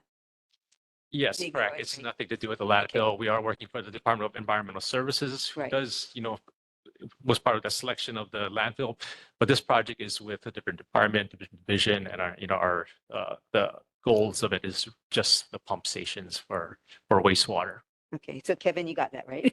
This is so if you get phone calls, this is nothing to do with the landfill, because we all are very sensitive to that and we want to make sure about that. And the other thing that I just wanted to know is that you said this project is being done because the equipment is about 50 years old. Is that correct? The facilities were originally constructed 50 years ago. Equipment has been replaced, here and there piecemeal. I think this is the first major overhaul of the pump station. Wow. Okay. And so nothing contradictory about those things. I mean, everything is pretty much the usual kind of repair and replace or keep updating and. Correct. Okay. It's, just updating it to current codes. Like the National Electrical Code has a lot of different requirements now. And so getting those existing systems up to code there. Okay. And my last question, again, this is just my usual 3 questions and I'll open it up. But the last question for now is, you mentioned that you did speak to the neighborhood or you flyers or however you spoke to them and Wahiawa High School. So the primary areas that will be involved in the, so are you able to share with us what some of their concerns were from the neighborhoods and from Leleho High School? So some of the residents' concerns was they were hoping to be a bigger fence. They were also concerned that we had chain link fence on there, and they didn't want that because they live with children right next to it. So we did remove the chain link fence at Grandview, and I think at Nakula. Lakeview Circle, there is a lot of homeless folks back there, and the city does experience a lot of theft and vandalism of the pump station. So that facility, the chain link, the barbed wire is going to be maintained. The barbed wire at Grandview is going to be removed, and at Nakula as well. The concern that one has concerns about theft and all that, the one at Grandview. I'm sorry. I'm sorry, the location at Grandview. I'm sorry. Yeah. Okay. So Grandview, the resident asked that the barbed wire be removed from the design, and so we obliged to that. But then with the barbed wire, that was helping to prevent theft and all that? That was the intent, just to protect their facilities from vandalism. Okay. Okay. All right, that's my 3 for now. Board members, TJ? I just wanted to clarify, you said that the pump station at Lakeview was the one that had a lot of vandalism and such. Correct. Great. I just got a couple questions. Who's paying for this? City and county it's a city county project. Do you know if that money comes out of our Board of Water Supply bill, or is there a different funding source? I believe it's a different funding source. That they have a Maintenance budget. I got it. Okay. And then are there any other of these pump stations in the Wahiawa that will need maintenance soon? That's actually, so this is phase 1. So there's actually 3 other pump stations coming up that are going to be starting design. That's the Ojai Place, Homalani pump station, as well as Kimo Farm pump station. Those 3 are coming up as well for similar improvements. And you'll be doing the same notifications to the Correct. area residents. Correct. Chair, is that something that the neighborhood board gets notice of? Do you know? They give us a notice when they're going to come to the board. They ask to come to the board. So they do their due diligence first. However, they reach out to the neighborhood or whatnot, and then they come to us to present. And my final question is about the water quality, because you said eventually the water from these pump stations eventually empty into Lake Wilson. The pump stations convey the wastewater to Wahiawa treatment plant, who treats it, and that water does go into Lake Wilson. So once it goes to the wastewater treatment plant in Lower Wahiawa, you folks don't do any kind of follow-up as far as knowing what the water quality is, whether it's R1, R2, or anything like that? I'm actually part of a project separate of this. I guess this specific project does not deal directly with the effluent quality from the treatment plant, but I am part of other projects involving with the plant. So it does treat to an R1 quality, but because it doesn't have a backup disposal system, the DOH certifies it as an R2 effluent. So it is an R1 quality, really, though. I mean, it's a high quality effluent. Great, thank you for sharing. Appreciate it. Any other board members? Go, Erin. Hi, just a couple of questions. You mentioned fuel storage. Is that diesel fuel? Yes, so they're backup generators. They store diesel fuel in underground storage tank. I believe they're single wall tanks, and then the Department of Health is doing or requiring facilities to do away with single wall tanks, or or at least if they're going to replace them with underground storage tanks, you have to have secondary containment and instrumentation to make detect leaks. The city's elected to actually bring them up above grade. So obviously it's easier to see a leak if it's above grade. So that's what they've been doing with a lot of their facilities, and that's what they're doing here as well. Okay, so that diesel fuel would be removed from those underground tanks, Correct. put above ground, and what will happen to the tanks underground? They'll be disposed of. So working with the Department of Health, there's certain underground storage tank closure and restoration requirements. There's a report that needs to be written. We have a hazmat specialist that will oversee that process. Okay, and that's at all three of those stations, pumping stations? Correct. Okay, sorry, one more question about that, kind of technical. So that's only if like the electricity goes out, then the generators kick in, but otherwise they run on just electrical power? Correct. There's no solar power? Is it something that would be considered, or it's just? The pumps actually use a lot of electricity, so a PV panel can probably supply some power, but it definitely would not be able to supply enough to power the pump stations. Okay, thanks for clarifying those questions. Go ahead, Joe. Yeah, just to clarify, the underground tanks, well, none of them are currently leaking, are they? Don't know. Not that we know of. I mean, when we did, I think they measured That fuel and it's not clarified like that. Okay, go ahead, Michelle. I'm sorry, didn't you just mention that there's gauges underground to detect if there's leakage, or that's only for the That's new what ones? the Department of Health requires in the future. I mean, you have secondary containment and instrumentation detect leakage. I would say like that they're not finding like the tanks like empty because but you never know, I guess, until we actually go through that process. So is there going to be testing once that gets removed? That is correct. So they test the soils for petroleum products during construction. Okay, thank you. And board members, that actually is a usual process to do the testing. And in the past, many times in the past, we've asked about whether treatment is going to be considered R1 or R2. And over the years, right?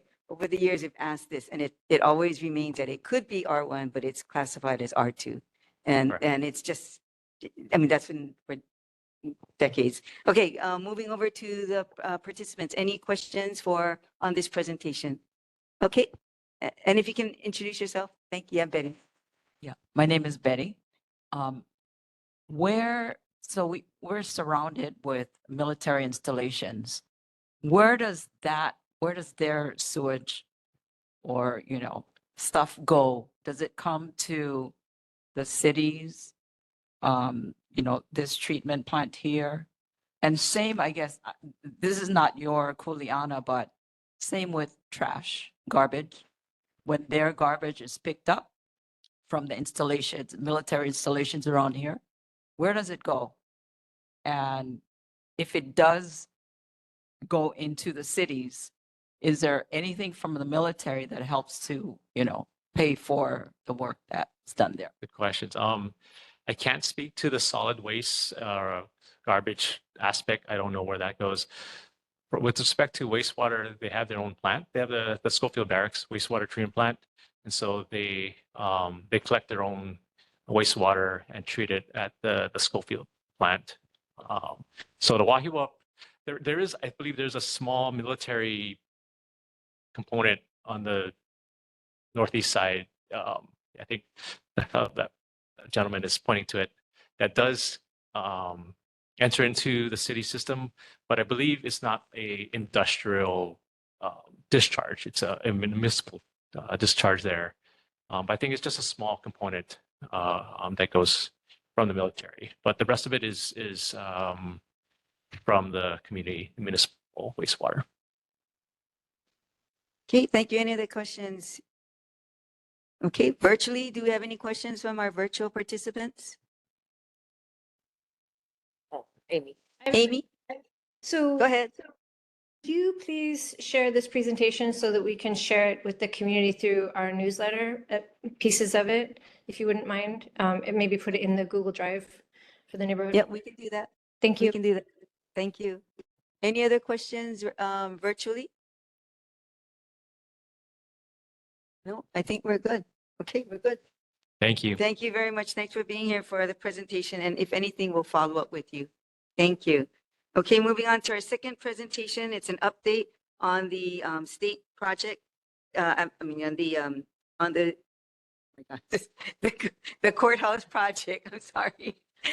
Sorry, thank you. Sorry, because I made a mistake on the agenda, but thank you very much.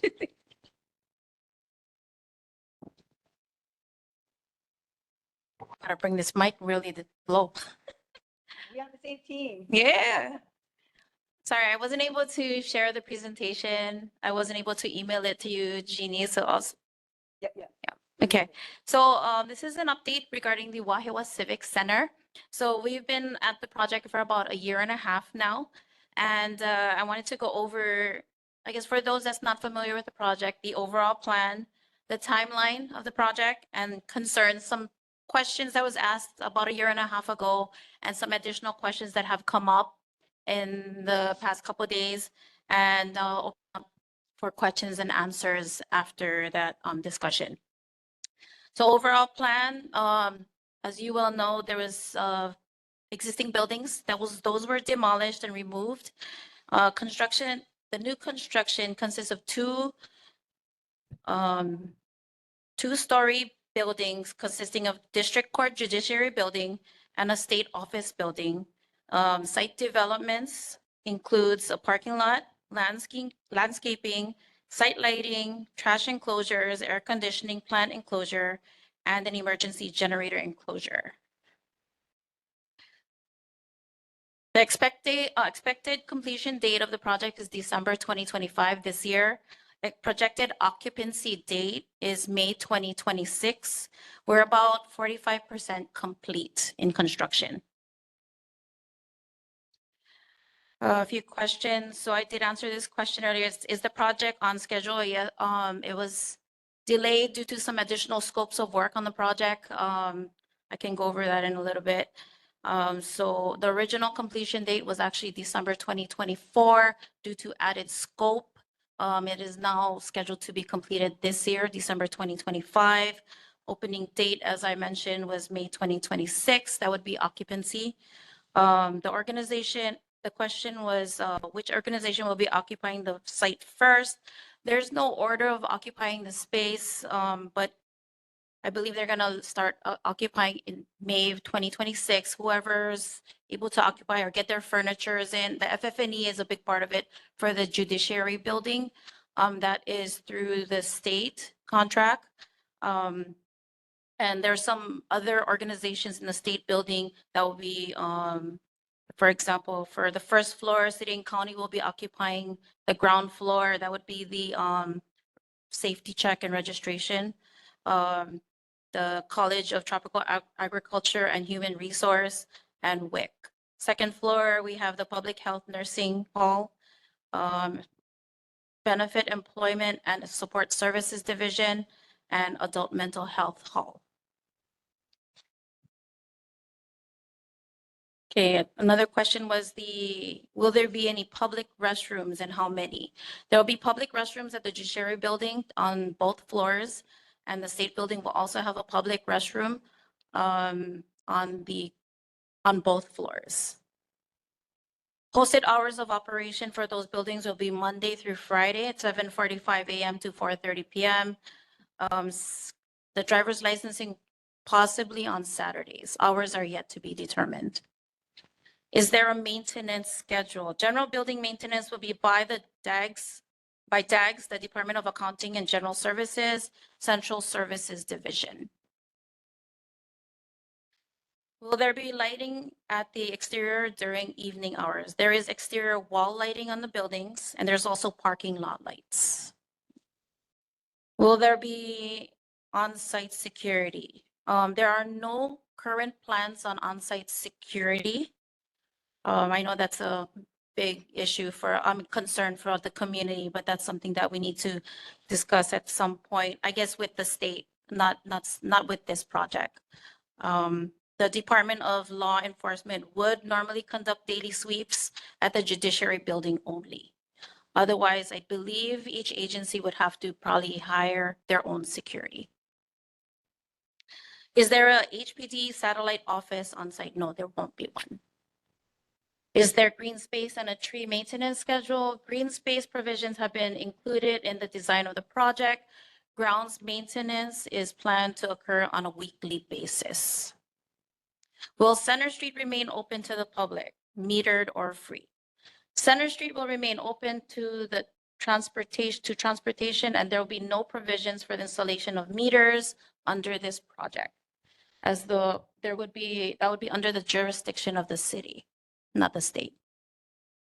And finally, the last question that was brought up was, will the parking at the transit center continue to be used by patrons that use public transportation, or will it be converted for parking use by WCC employees?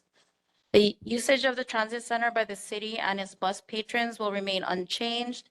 There are parking stalls at the top level that have been set aside for the state's usage in conjunction with WCC.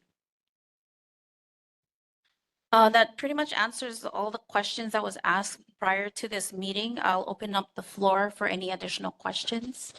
Board members, any questions? Yeah, go ahead. You said, hi. Hi. You said construction is on December.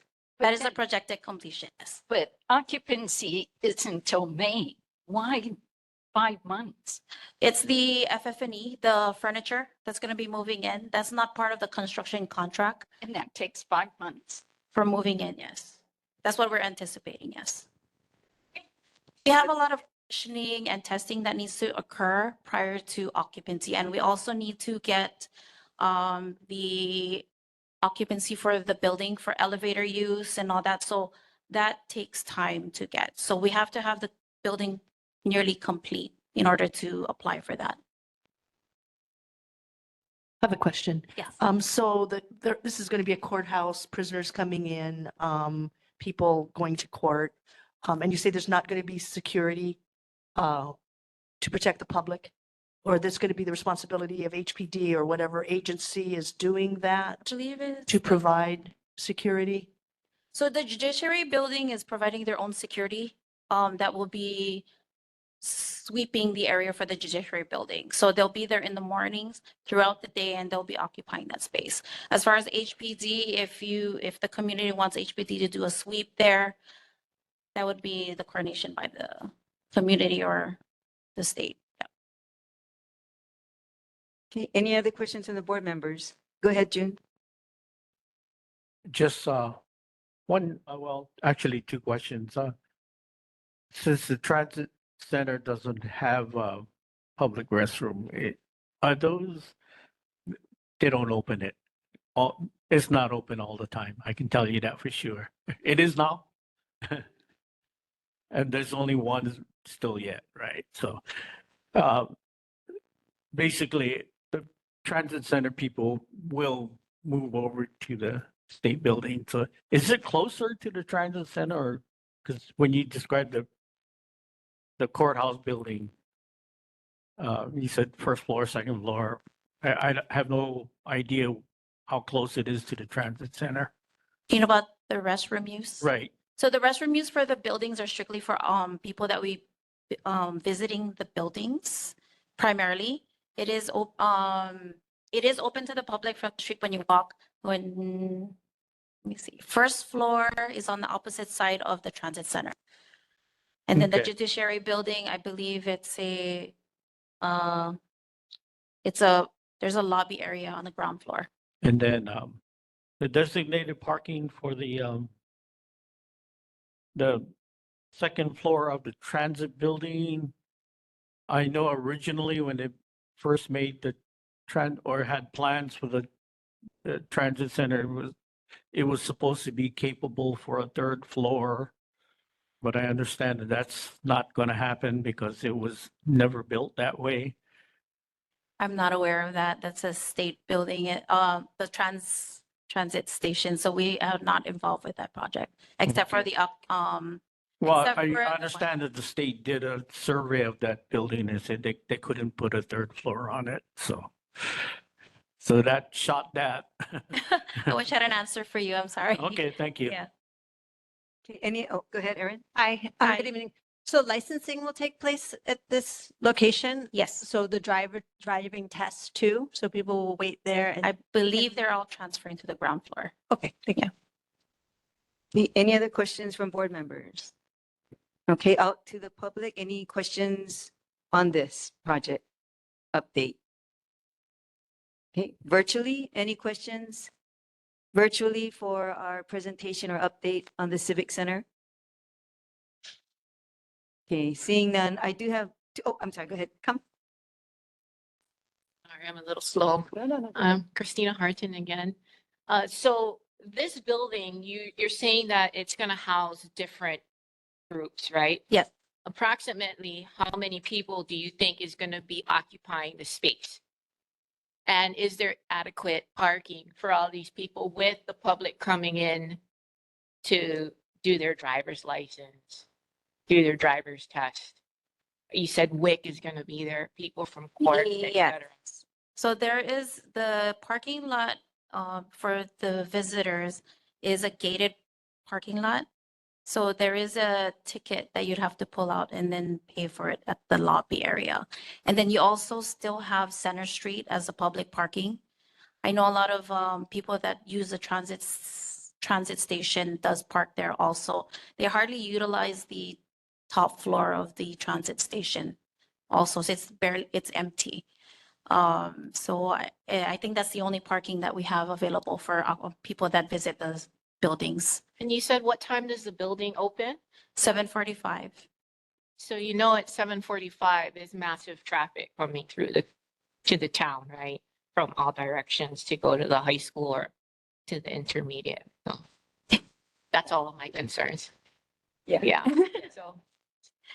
All right. And, Thank you. and actually, it'll Yeah. be it'll Thank be you. even busier because the only ingress and, yeah, it will be on Center Street to get That into is that. correct. So, Yes. so traffic on that street, and that's why the list of questions that I asked to Mhm. several people. So just a course. couple of questions just to go over. Yes.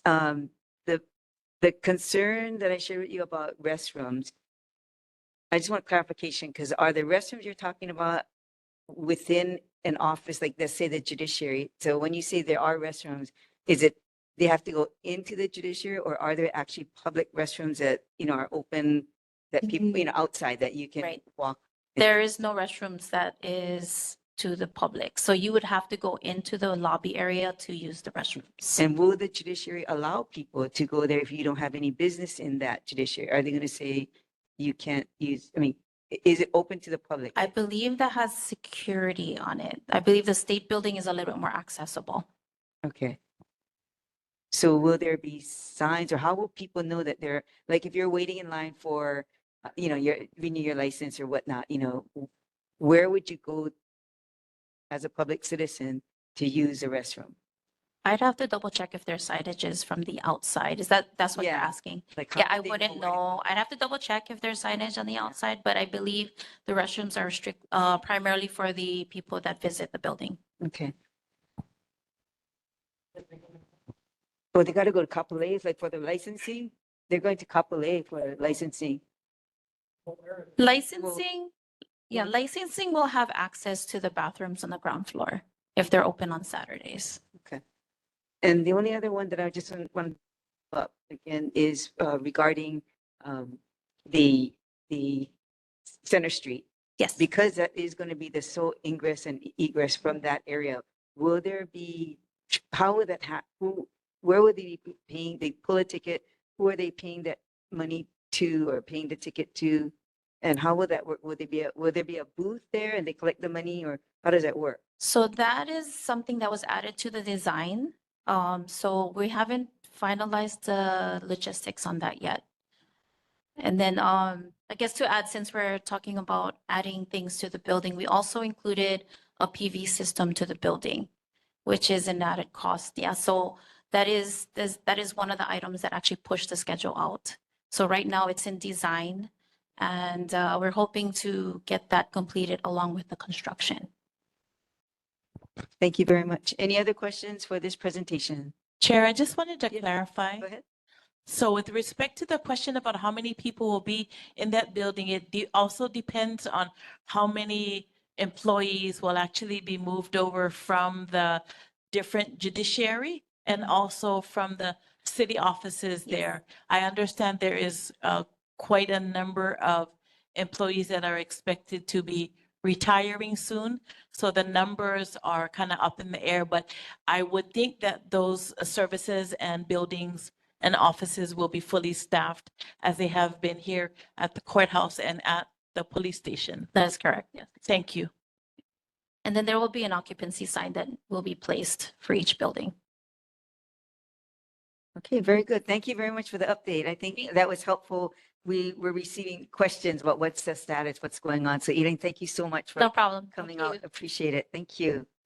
Can we give a round of applause to Elaine? Thank you, because she bared with me with all the questions. Thank you so much. We're going to go to our item 6 on the agenda, elected officials. And can I call up Kevin from the mayor's office?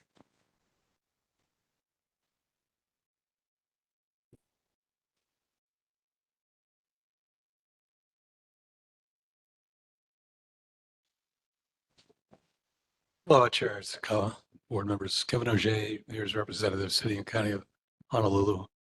Happy New Year. It's been a while. Just some brief announcements. The OWAT Navigation Center opened at 360 California Avenue. Family Promise of Hawaii will operate the facility, which will provide temporary housing for up to 12 families who would otherwise be without shelters. So we're excited to see that facility open. Renovations for the gymnasium and recreation building at Whitmore Community Park have begun. The construction project will replace the building's roofs, renovate the gymnasium floors and walls, provide drainage improvements and painting. Both buildings in the surrounding parking lot will remain closed for the duration of the project, which is expected to be finished by the fall of 2025. The Whitmore Neighborhood Park and its recreational facilities will be available during that time. The roughly $1.4 million construction project contract for the project was awarded to Molina Engineering Limited, and a consulting contract was awarded to WTN Architecture, Inc. Naturally, we appreciate the community's patience and understanding while these renovations are ongoing. City service, sewer service charges. The city's Department of Environmental Services plans to increase its sewer service charges for all residential and commercial customers in fiscal year 2026, which begins July 1st, 2025. The ENV will be presenting information at upcoming neighborhood board meetings to discuss the reasons for the increase, the amount of the increase, and the additional revenue and what it'll be used for. Chair Shikawa, I think that the ENV is going to coordinate with board chairs. I'm not sure if they've reached out to you or not, but I brought the contact information for Director Roger Babcock and Deputy Director Michael O'Keefe. I can leave that with you. I'd appreciate that. So Thank you. coordinate, absolutely. And then the third announcement, obviously, is the landfill, and I'm not sure that I can add much to that folks aren't already aware of. The city ENV did put together this 4-page document that discusses all of the work that was put into the decision, which was universally not going to be well received anywhere. But it does talk about that, the limitations on the decision-making process. I've left 30 copies up here on the desk if that's helpful for folks, and happy to respond to any questions that you may have. That's all I had for tonight. Go ahead. Sure. Go ahead. Concerning the landfill, Yeah. Were you at the meeting? I was at the neighborhood board meeting, yeah. The town hall, sure. Yeah. Okay. Well, you know how he discussed, or it was discussed that the military said no. Why can't the city say no to the military on accepting their garbage? Yeah, so I'm not an expert on that, but what I do know is that, let's see, it is federal lands, including lands controlled by the U.S. military that serve as an operational mission function, require congressional action to allow their use by the city for the landfill. So it's a bigger issue than just the mayor and the admiral, making a decision around what. But the city can still say no to their garbage. To their garbage. So let them deal with their own garbage. Oh, for the military. Yeah. Not accepting their refuse. Negotiating Yeah. point there. Because you have over 250 military families, in Hawaii, and 250,000 families, military families in Hawaii. You say no to their garbage, they got to do something with it.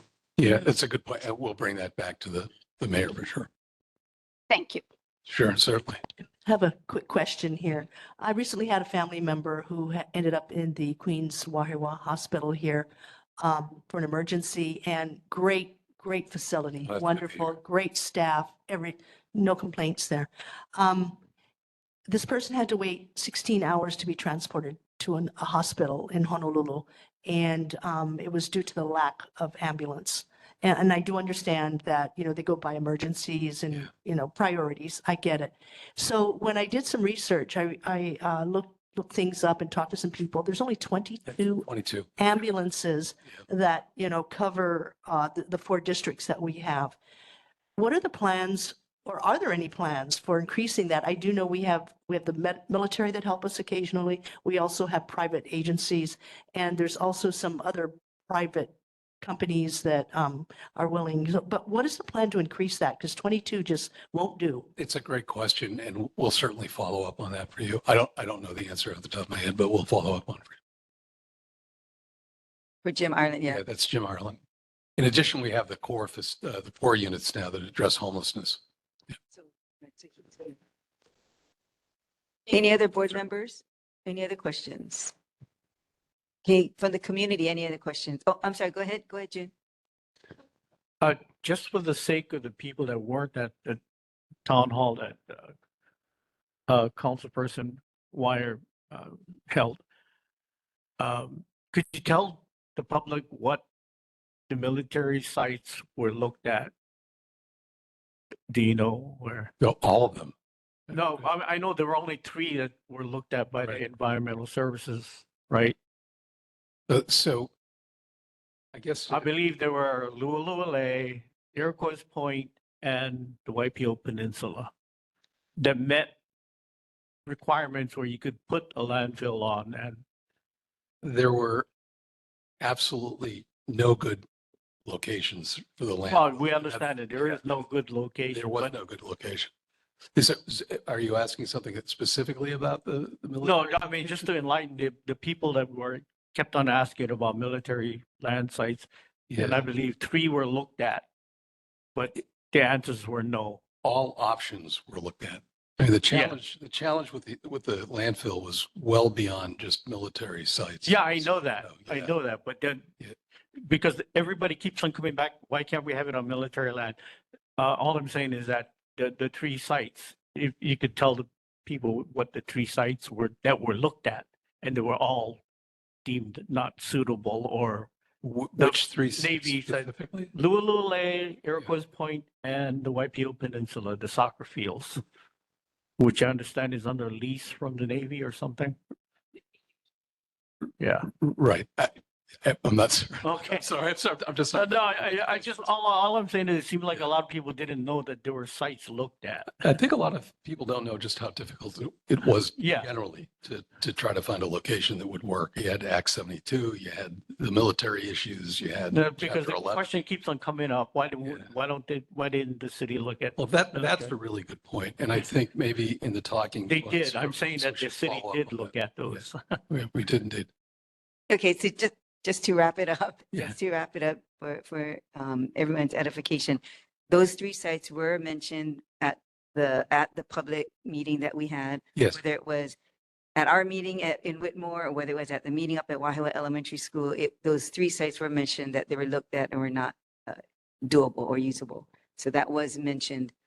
That's my understanding yeah, as well. So it was mentioned. Yeah. Is there a follow-up on that, or? The military, yeah, that's what June is saying. The military was saying no. Yeah. Yeah, on all 3 of those sites that they mentioned, yeah. Okay. Is there a follow-up question, Chair, for that? No, that no, we just can- because June was reiterating it. All so I'm saying is that everybody kept on talking about military sites, but a lot of people don't realize that they were looked at. I see. That's what I'm saying. It was discussed. Thanks. Okay, go ahead. I have this sort of tangent question related though. So the H Park plants, I know it was in the news before that the city would have to pay if we didn't put enough trash in it. Is that still within the contract that if we don't fill it up with enough garbage, we're fined for not filling? I don't know the specifics of that contract. We'd be happy to follow up for you. Okay, that would Sure. be interesting. Yeah, And sure. then I did hear some kind of interesting, great news. the people who are collecting trash out in Papahānaumokuke, and then they're putting it into the H Power, which is great. But they're also looking for some alternatives. You know, we've been talking a lot about, you know, upcycling in terms of alternative tracks and putting it in H Power. And I know that there's investment in that. Could you also report back on maybe some of the city What other, plans of what other diverse things are, yeah. Right. Yeah, one of the things that was noted is that, you know, every year the technology increases more and more and more to reduce the amount of actual landfill, you know, trash that's going to be disposed of in a landfill. That's great news. That's a great follow-up question. We'll look into that for sure. I'd like to know. Okay, hold on. I have someone on Yeah. virtual for a while now. Tara, is that you? Yes, aloha. And Sorry, I know you've been up there for a while. I'm sorry about that. Go ahead. oh no, I just put my hand up now. Okay, so I'm just gonna hold our ground. Just like you know how I forgot who said on the board, where you said the military said no. Why don't we say no to the military? And again, because why? Because I was in the Navy EIS meeting, in which they couldn't even have the decency to have the Zoom meeting available for oral testimonies. They made us type a question and answer, and they were vetting what they considered a comment, even if it was posed as a question, and they would not read it. So, I mean, I've seen this also in the Army meeting when they were talking about their fourth option for renewing their lease. So my response to you is, when I heard it in that meeting, and I keep hearing, I heard you say, if military training readiness is federally mandated, right? There's absolutely no requirement for it to be conducted in Hawaii. The constant use and abuse of Hawaiian lands and waters, literally for military training, is a choice, not a necessity. It's contaminated all over. The Navy has vast options. Again, in the BLNR meeting, when we heard the Army, people were saying the exact same thing. There are other lands, there are other training areas, yeah, that you have for training, again, locations that do not involve desecrating indigenous lands, contaminating critical ecosystems, and endangering the health and safety of communities. So why are you prioritizing Hawaii, a place of profound cultural, ecological, and spiritual significance, over other federal lands that are less environmentally and culturally sensitive? We are in an island, you know, and the continued insistence on Hawaii as a training ground, land, and now you want to do more in the ocean, reflects a failure to respect Kanaka Maoli sovereignty, community consent. We're literally saying no, and the critical need for environmental justice. So if readiness is your priority, start cleaning up the contamination you've already seized and demonstrate accountability before asking, you know, for more, and saying no to the needs of this island, which are including, like how everybody's saying, the trash and the sewer and the water used by military families, you know, a lot whom I love and we got to know because we're standing together, because they can't even get the help and the support they need from you all for contaminating them. You won't even provide water still to this day because you're going off the what do you call it, the tests, and that, oh, it's at a safe level. The Department of Health, EPA are not helping neither. The only entity helping us is Board of Water Supply. And again, you do not own Hawaii. You're only leasing it for $65 for 65 years for $1. Hawaii is not disposable, finally, and we are not your testing ground. So train elsewhere. Federally mandated, not in Hawaii. Okay, thank you, Tara. Mahalo. Okay, go ahead, Joe. Yeah, just a comment that expecting the mayor of the city and county of Honolulu to beat up on the Army is a little bit much. I don't think he has quite that authority or quite that much of a back behind him. This is a state level and a federal government level choice to make. It's beyond the city and county's capabilities. However, our council member has raised certain changes to the way that the city goes about designing these things. And in the state legislature, it could also be adjusted so that we can find locations that are not over aquifers, but are suitable to do this. Thank you, Joe. TJ. Thank you, Tara, for your heartfelt monao. You truly stated. And thank you, Kevin, for coming. And I would just want to say two things. I would ask that going forward, if there are issues that are going to affect our community that is going to come down from a mandated court order or a consent decree, I would ask that the city and county or whatever body has the legal, whatever body has a responsibility to carry out such an order be more forthright and more forthcoming so that the community doesn't feel like we were blindsided, because we were blindsided. And my last comment is exactly what Tara said. We are Hawaii. We are not for sale.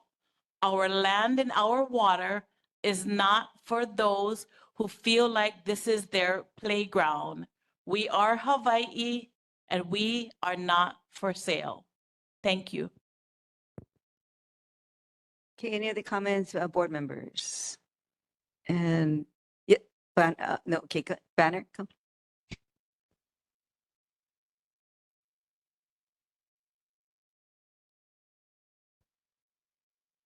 Thank you, Madam Chair. Banner Fanene. Just wanted to say thank you to the mayor for taking the time out of his schedule to come to visit us at Whitmore Village on January 16th.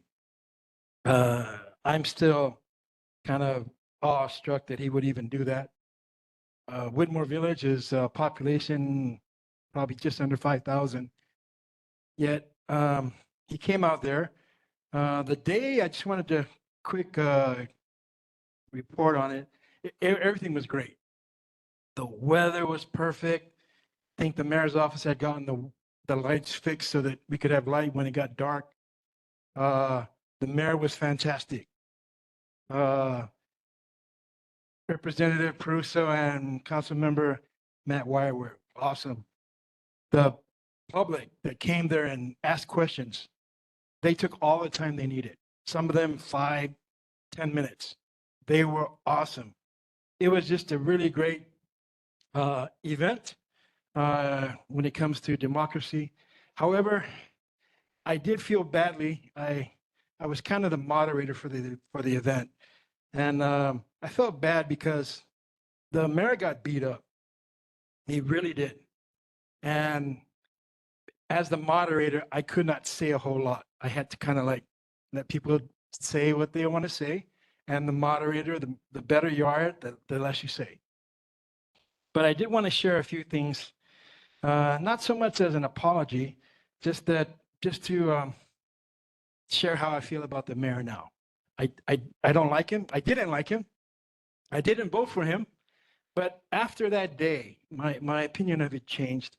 And I'm hoping that moving forward with regard to the landfill, that we're going to kind of be a little more friendly with each other. I think that's the route to go. So first, he came at our request. We're like, little people in a little village. He brought members of his staff, 4 or 5 of them, expert. Again, he didn't have to do this. Because I had no budget to do that, I asked everyone to bring their own chair, including the mayor. And they brought their own chairs. Okay? He is knowledgeable of landfills on Oahu. Okay? He fielded questions thoughtfully and went toe to toe with those who contended. That's and the one in the back there. He remained for the entire 2 hours. He didn't have to. I already told him, you come and give your presentation. If you have to leave, go. He stayed for the entire 2 hours. Okay? And at the end of it, even though I felt ashamed, because as a Samoan, we don't talk to our leaders that way. But in America, it's okay because that's how we are as Americans. I'm both, so I get it. So I just wanted to, thank the mayor again for coming out. It was a treat for everyone, and just thank you very much. And yeah, and the moderator, he was awesome too. Thank you, Chair. Thank you. Thank you, Banner. Appreciate your comments and Chair, kindness. I'm sorry, Yeah, wanted to go- recognize Miss Betty. Yeah, she's Yeah, and actually, before she comes up, I just wanted to say that mindset that Mr. Fanene just talked about Whitmore being just a little town of 500 people. That is the mindset that will keep our community suppressed. We are Wahiawa. We are Whitmore, and we are proud to be community members, and we are proud to be in this Honolulu County. The mayor owed that to us to come out. You're right, he didn't have to, but he did, which shows that maybe he is on his way to redeeming himself. But to say that our Whitmore was so small and such a small place and such a small town in small numbers is what keeps communities down. So we are not Whitmore, Wahiawa, stand up and be counted because we matter. Okay, Betty, last one. Thank you. Sorry, my name, I was kind of implicated in this last talk. So my name is Betty Ickes, and I was one of those that beat up on the mayor last week. I was just being very, very honest. And with all due respect to Mr. Francher, I know what the mayor can possibly do. I know he can't change things by saying to the military, hey, you got to do this for me. But he is the one who came on TV December 10th and announced that the landfill was going to be put in, between here and the North Shore. And that was completely unacceptable to me. So I hold him responsible. And the reason why I keep bringing his name up is because it's his group that made the decision. So I hold him responsible to be the one to speak for me and for my neighbors, for my family members, for Wahiawa, for the North Shore, for Whitmore, for Pomoho. I hold him responsible to be the one to speak for us because he works for us, to go to the higher ups. He knows those levels. I don't really know, but it's his responsibility to speak for us to the higher powers to say, these people don't want this thing over their aquifers. That's his job. His job is to protect the people that voted for him or the people that didn't vote for him. But that's why I keep bringing him up. And that's why I beat up on him last week, because he didn't come to the neighborhood to say, hey, Betty, what do you think? That never happened. We just heard it on TV, shocked us. And so that's why I beat up on him, Fanene. And I don't apologize for it. And I will stand up and keep talking and keep saying, no, no, no, no, no. No more red hills on Oahu or anywhere else on Hawaii. Thank you, Betty. Hey, come on.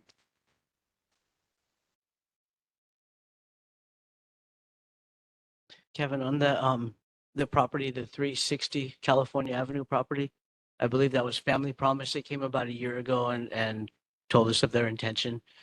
They said that they were going to cater to our community first. And when I went by there last week and asked, they said there was no homeless families in Wahiawa or in our area. I'm wondering if maybe somebody could follow up on that. If they were going to. They said there were no homeless in Wahiawa? No homeless families, but when they came here, they said they were going to cater to our communities first. Sure, we can certainly follow up. Yeah. If we could follow. Terry Shikawa. Hold on, let him finish. Thank you. Okay, so I just to add on to that is Kevin, if you can I was going to ask if you can do a follow-up for Warren, because in terms of how he's brought in the unit that comes to offer showers and whatnot, you know, whatever applications or procedures or approval or permits that he needs, if there's a way to direct him in the right direction to Okay. get those approvals, we'd appreciate that. Because he's been able to coordinate or get this organization to come out. We just want to make sure he gets the proper permits. So Warren, before you leave, if you can give him your contact info. Okay, We have. thank you. Okay, thank you. And TJ, go ahead. Yes, just wanted to share. I did speak with the CEO of Family Promise the day after they had the grand opening here in Wahiawa, and he did say that there are outreach workers for our area. Now, they may say that at the moment there are not any homeless families in their shelter, but Ryan Catalani and his team of outreach workers from Family Promise have been making efforts to reach out to the community, because these are city funds, Councilman, right? So they are making efforts. Now, on the part of the community, if you are in need of services and you're able to go down and make contact with those outreach workers at Family Promise at 360 California, please feel free to do so, because yes, Family Promise's goal is to help our homeless families here in Wahiawa, as they mentioned when they came to our neighborhood board meeting about 2 years ago. So if you are in need of services and you are a Wahiawa resident, please go down to 360 California or call their number. I don't know what it is. Call their number and please seek out the services of this project that Councilmember Matt Wire has worked so hard to support and provide funding for. Thank you, Kevin. My pleasure. I think we're good. I think we're good. So Kevin, thank you very much. Nice to see you again. Thank you, Chair. And we'll do follow-ups with you. And calling up our council member, thank you. Mahalo, Chair, board members, community members, everyone online. Happy New Year. Good to see everyone. I know it's running late, so I'll just go through some updates first, and then we'll get to the landfill conversation. We did distribute our newsletter, have some updates on legislation we've introduced. We'll just highlight our wheelie bill and then our bill expanding the eligibility of the city's down payment assistance program. We're currently in discussions on both of those, so we'll keep you updated. Wanted to note that regarding the Avocado Street property, I know Chair stayed in contact with DPP. We talked to DPP about it last week. I would just offer, if at any point the community wants the city to take further action, to say condemn the property or acquire it, feel free to pass a reso or letter, and then we can work on getting that into the budget. Otherwise, we're staying in contact with DPP about their conversations with the landowner and the issue they're having with their contractor. Would confirm that Family Promise took over the contract for 360 in the RFP, and in their lease, I believe they are supposed to be giving preference to Wahiawa families, and so that should be part of the outreach that they're doing. I know the sidewalk work on California came up. When we met with DTS Transportation Services 2 weeks ago, they talked about the P1, the initial planning phase has gone out. We just reprogrammed funding in committee to allocate funds to that. And then we have some help from the state as well. Beginning stage of the process, so it's going to take a while. Planning P1 is in very initial planning phases. Board Member Yamamoto's question, yeah, the transit center is city. Structurally, it can't maintain another level. We did talk to DTS about their thoughts about rebuilding. I think if the city were to rebuild or restructure it, they may want to put something like housing or substantial on top. So if that's something the board would want, would welcome a letter or resolution to further our conversation to put that into the budget. But no, we can maybe see how the parking situation goes with the new construction on the state side. And, of course, I'll defer to the board and what you folks think is best in terms of how we maybe remodel that project. I know Board Member Harvest asked about the gate on the second floor. That is fixed. Sorry, I'm going fast because I want to get through all of it, and I know it's late. Grateful for Parks for handing over the keys to the contractor for Whitmore. They're redoing the roof on the gym. I know we've been urging them to do that for quite a while, so very grateful for that. Appreciate all the sentiment on the landfill. Mahalo to Banner for the town hall conversation and for getting Mayor to come out to that. Appreciate everyone that came out to our town hall that we did want to highlight resolution 25003. That's up for a final vote on Wednesday before the full council. And so welcome the board's input if they feel like it's appropriate on their agenda to support that resol. I would just note that I did make it out of committee with my votes in support, and we had a friendly amendment from a 6. And so we are hopeful that it'll pass unanimously out of council. And that's just reaffirming the city's longstanding position that we shouldn't have a landfill above our drinking water. Welcome folks to come out to the rally press conference tomorrow that we're grateful to have coordinated with Representative Quinlan, Representative Peruso, Sierra Club, Board of Water Supply, Hawaii Farm Bureau, and multiple labor unions. And so I just want to convey any action this board takes or that the community takes, that folks across this island, many industries are standing with the community. It's not an isolated issue, and appreciate the desire to be respectful. And I think we can be respectful and still disagree. As we've talked about at council, we can disagree without being disagreeable. And but I do think that in terms of moving forward, Mayor did outline the 3 options he prefers. I think talking about federal lands is appropriate, and board member brought up the analysis that already occurred. But if we're looking at the 3 options that Mayor's laid out in terms of putting it over the aquifer, extending Wamanawa Gulch, or amending Act 73 to put it at the quarry on the coal side, I don't see it as my position to necessarily dictate the best option at this time.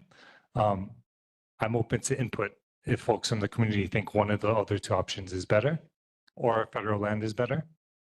But at this point, I don't think it's appropriate for the city to continue spending funds on a project that is above our aquifer. I mean, we've already related that once we get mayor's budget in March, we'll be proposing provisos that stop the expenditure of any funds. I know I've expressed my wish that they not be spending current operating funds, but once we get to March, we can prevent the due diligence and the acquisition of the property.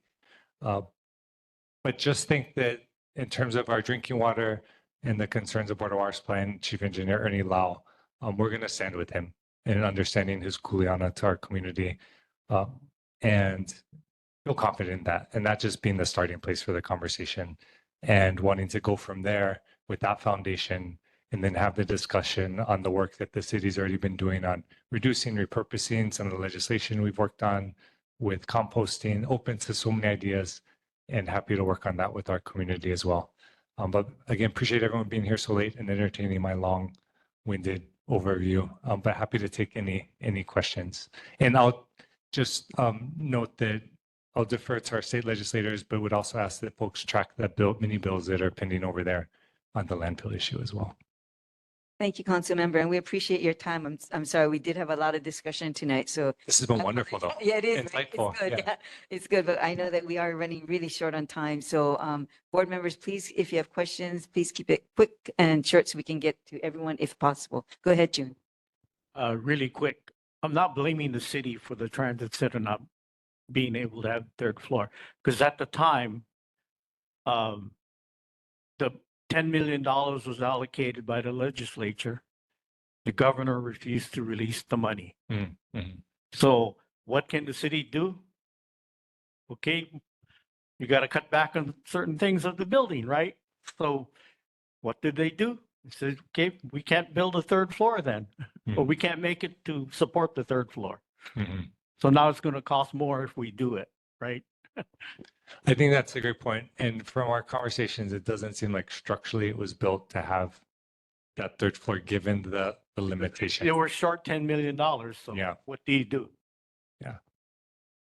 Erin, go ahead. Yeah, quick question. Thank you for holding all the town halls, and especially thank you. I want to extend a thank you to Ola for posting them. Not always able to attend in person just because of family care things. So it's really nice that those are being posted. So thank you, because it just provides more ears, and then you can re-listen to them, go back. So that's really a great way to disseminate information. Was the town hall that was at the banner held at Whitmore Village? Was that online? Is that available? I'll defer to him. That was we attended by invite, just like Mayor. Okay. Yeah. I know it was posted and streamed, I think, on Facebook. I saw partial clips. Yeah. just wondering. Okay, but it is nice that media is a lot, it's happening. Maybe thank you for COVID and all that other stuff, but one appreciation. Okay, thank you. Of course. And I'll just follow up on that, testimony as a result of COVID as well continued in terms of virtual format. So you can participate at all of our council hearings, just like tonight at the neighborhood board virtually if you wish. And so you don't have to go into town. Yeah.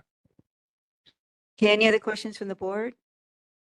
Any questions from the audience? Any questions? Questions from the community virtual? Okay, seeing none, I just want to add two quick questions, Councilmember. Can you please extend our thanks to the Department of Facility Maintenance, because we did ask for the repainting of the crosswalks around on Kilani and California, so that has happened. But I think they missed one. Oh. So if you can just ask them, it's the crosswalk at Palm Street and Kilani, and then also the crosswalk that's right across the hospital and Palm Street. So it's right, it's the, so Kilani's going down and there's a crosswalk here and there's a crosswalk here, and those are really faded out. But I think no, but I thought they were gonna repaint that too, because it's right by, because you can't, if you're on a wheelchair, it goes down. If not, there's no way for you to. Yeah, the one was limit, but then one that has the ramp, that one needs to be repainted. We'll double check and Yeah. just confirm. Okay. Yeah, mahalo. Thank you very much. And then the other one is your meeting is on Wednesday at what time? 10 a.m. 10 a.m. Our Okay. full council meeting. Okay, thank you very much. And Mahalo, Jim. Mahalo, thank you. Thank you. Okay, moving on to our governors. I don't see Rosemary. I was looking, I didn't see her. Okay. Okay, so governor's office not here. Senator De La Cruz's office. Oh, Chair, hi, good Malachi. evening. Hi. Hi, Thank you for Malachi Burrows reporting for Senator De La Cruz. I just want to start off with a few follow-ups. There was some questions way back in, I guess, November that were asked mainly regarding the pedestrian bridge and mainly regarding security for the bridge. So just some updates based on the questions I got. As far as we know, we've heard from DOT that the city is not planning on providing security for the bridge. There will be lights, one on each end of the bridge, two on the bridge itself. And I'll just note that the bridge on the Wahiawa side ends right next to the police station.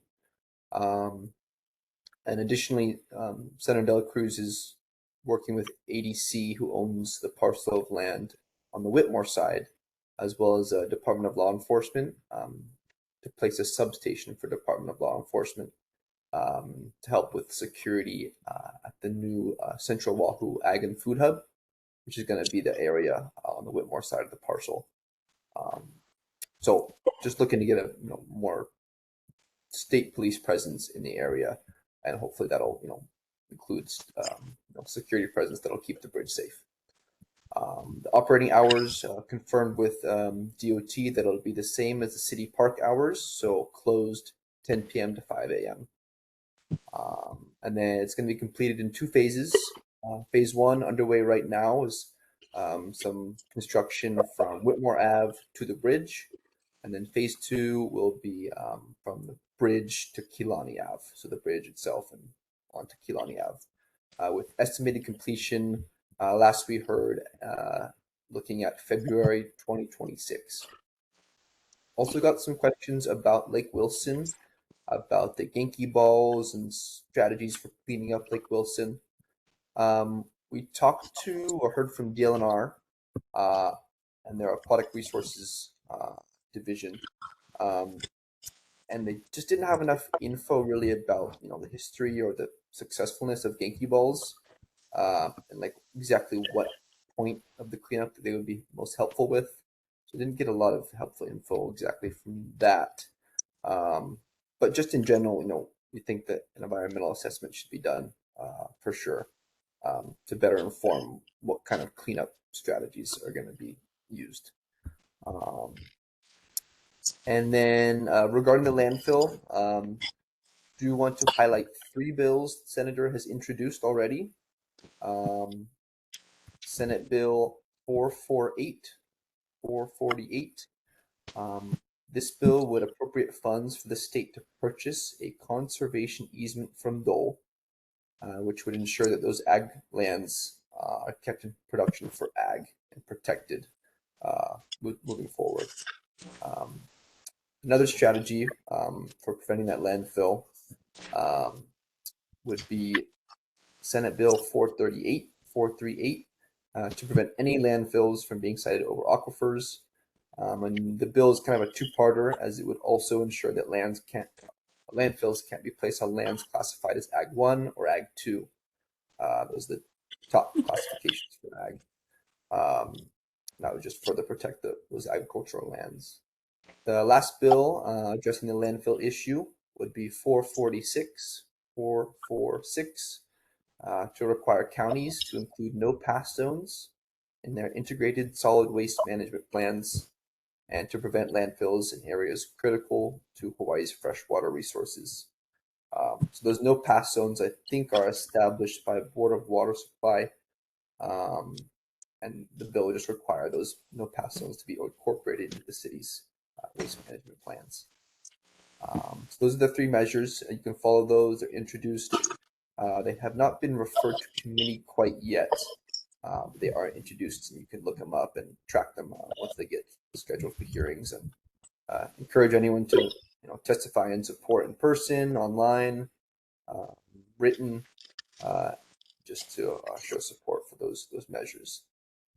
The last legislative item I want to bring up is a biosecurity bill.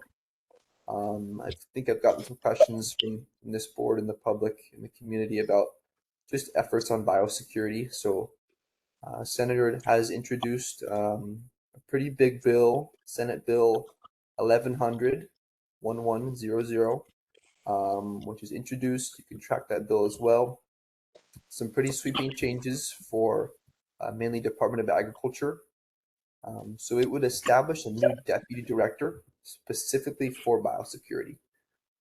So right now they don't have one person in that kind of elevated role specifically for biosecurity. This would establish a deputy director for biosecurity. They would be kind of the point person to work with other agencies and kind of across DOA on biosecurity. And the bill has a lot of other kind of stipulations establishing transitional facilities for greater inspection, things coming into the island, increasing penalties for illegally transporting plants and animals and microorganisms. Just some other, changes to just strengthen our biosecurity at the state level. So you can read about that and track that on the Capitol website. Again, that's Senate Bill 1100. That's about it for me. If there's any questions, I can go ahead and take those back as well. Thanks. Thank you, Malachi. Thank you so much. Sorry, we're running a little bit late. So I'm just going to ask a real couple questions because we are tight on time, but we really appreciate you being here. I just wanted clarification because you mentioned about the bridge, from Whitmore side to this side to Wahiawa. But initially you said Whitmore to bridge by the police station is where it's going to end. But then later on you said the bridge to Kilani Avenue. So I just wanted to clarify because our understanding was the bridge is going to connect to where the police station is, and that's Palm Street. I'm not Palm Street, but that's Kane Street. I'm sorry. So, but you said Kilani Avenue. So I think I misspoke. Yeah. So on the Wahiawa side, it lands near the police station. That's correct. By the Yeah. police station, right? Okay, I'm sorry. Okay, very good. Thank you very much. Any questions from the board? Go ahead. I think you said that the bridge will be closed between 10 and 5. Is that correct? 10 p.m. to 5 a.m.? Yep. So overnight, 10 p.m. to 5 a.m. Good job. Okay, the second thing, I know that the senator was crucial in the Royal Palms on Royal Palm Drive, getting the bugs and so forth. Was there any follow-up since then? Because some of those palms are not looking great. Yeah, I know there was, there's intermittent treatment that happens on the palms. I think it was like 6 months apart, something like that. So I can check on like if there's a schedule for when they're treating those. Yeah, I think we initially our office had asked for the initial treatment, which maybe was like a year ago or so. They went back and treated them again. So we can reach out to Department of Agriculture and see if they have something scheduled or if they need to go look at those again. We have heard that there's those palms are needing some attention for sure. Okay, thank you. Any other questions? TJ? Yes, thank you for your presentation, Malachi. Would you be able to have the senator update on the Wahiawa Freshwater Park project that is in the works? Yep. We can I can bring that in my follow-up report next month, then give a little breakdown. Still in the early Mahalo. stages. Yeah. Yes, I was contacted by the consulting group for an interview, so just wanted to know what the status of that project was. Sure, we'll deal. Okay, any other questions from the board? Questions from the community? Or questions virtually? Hi, Tara. If we can keep it really Yeah, tight, just quick Tara. quick question. What was the name of the bill, the one before 446 said? Yeah, I'll go over them one more time, each of them. So 448 would be the one that's going to allow a state agency, it would be ADC, to purchase a conservation easement to basically protect that land, keep it in agriculture production. 438 would prevent landfills over aquifers and also ensure that there's not going to be landfills placed on ag lands classified as Ag 1 or Ag 2. And I believe that dual parcel they're looking at is Ag 1, I believe.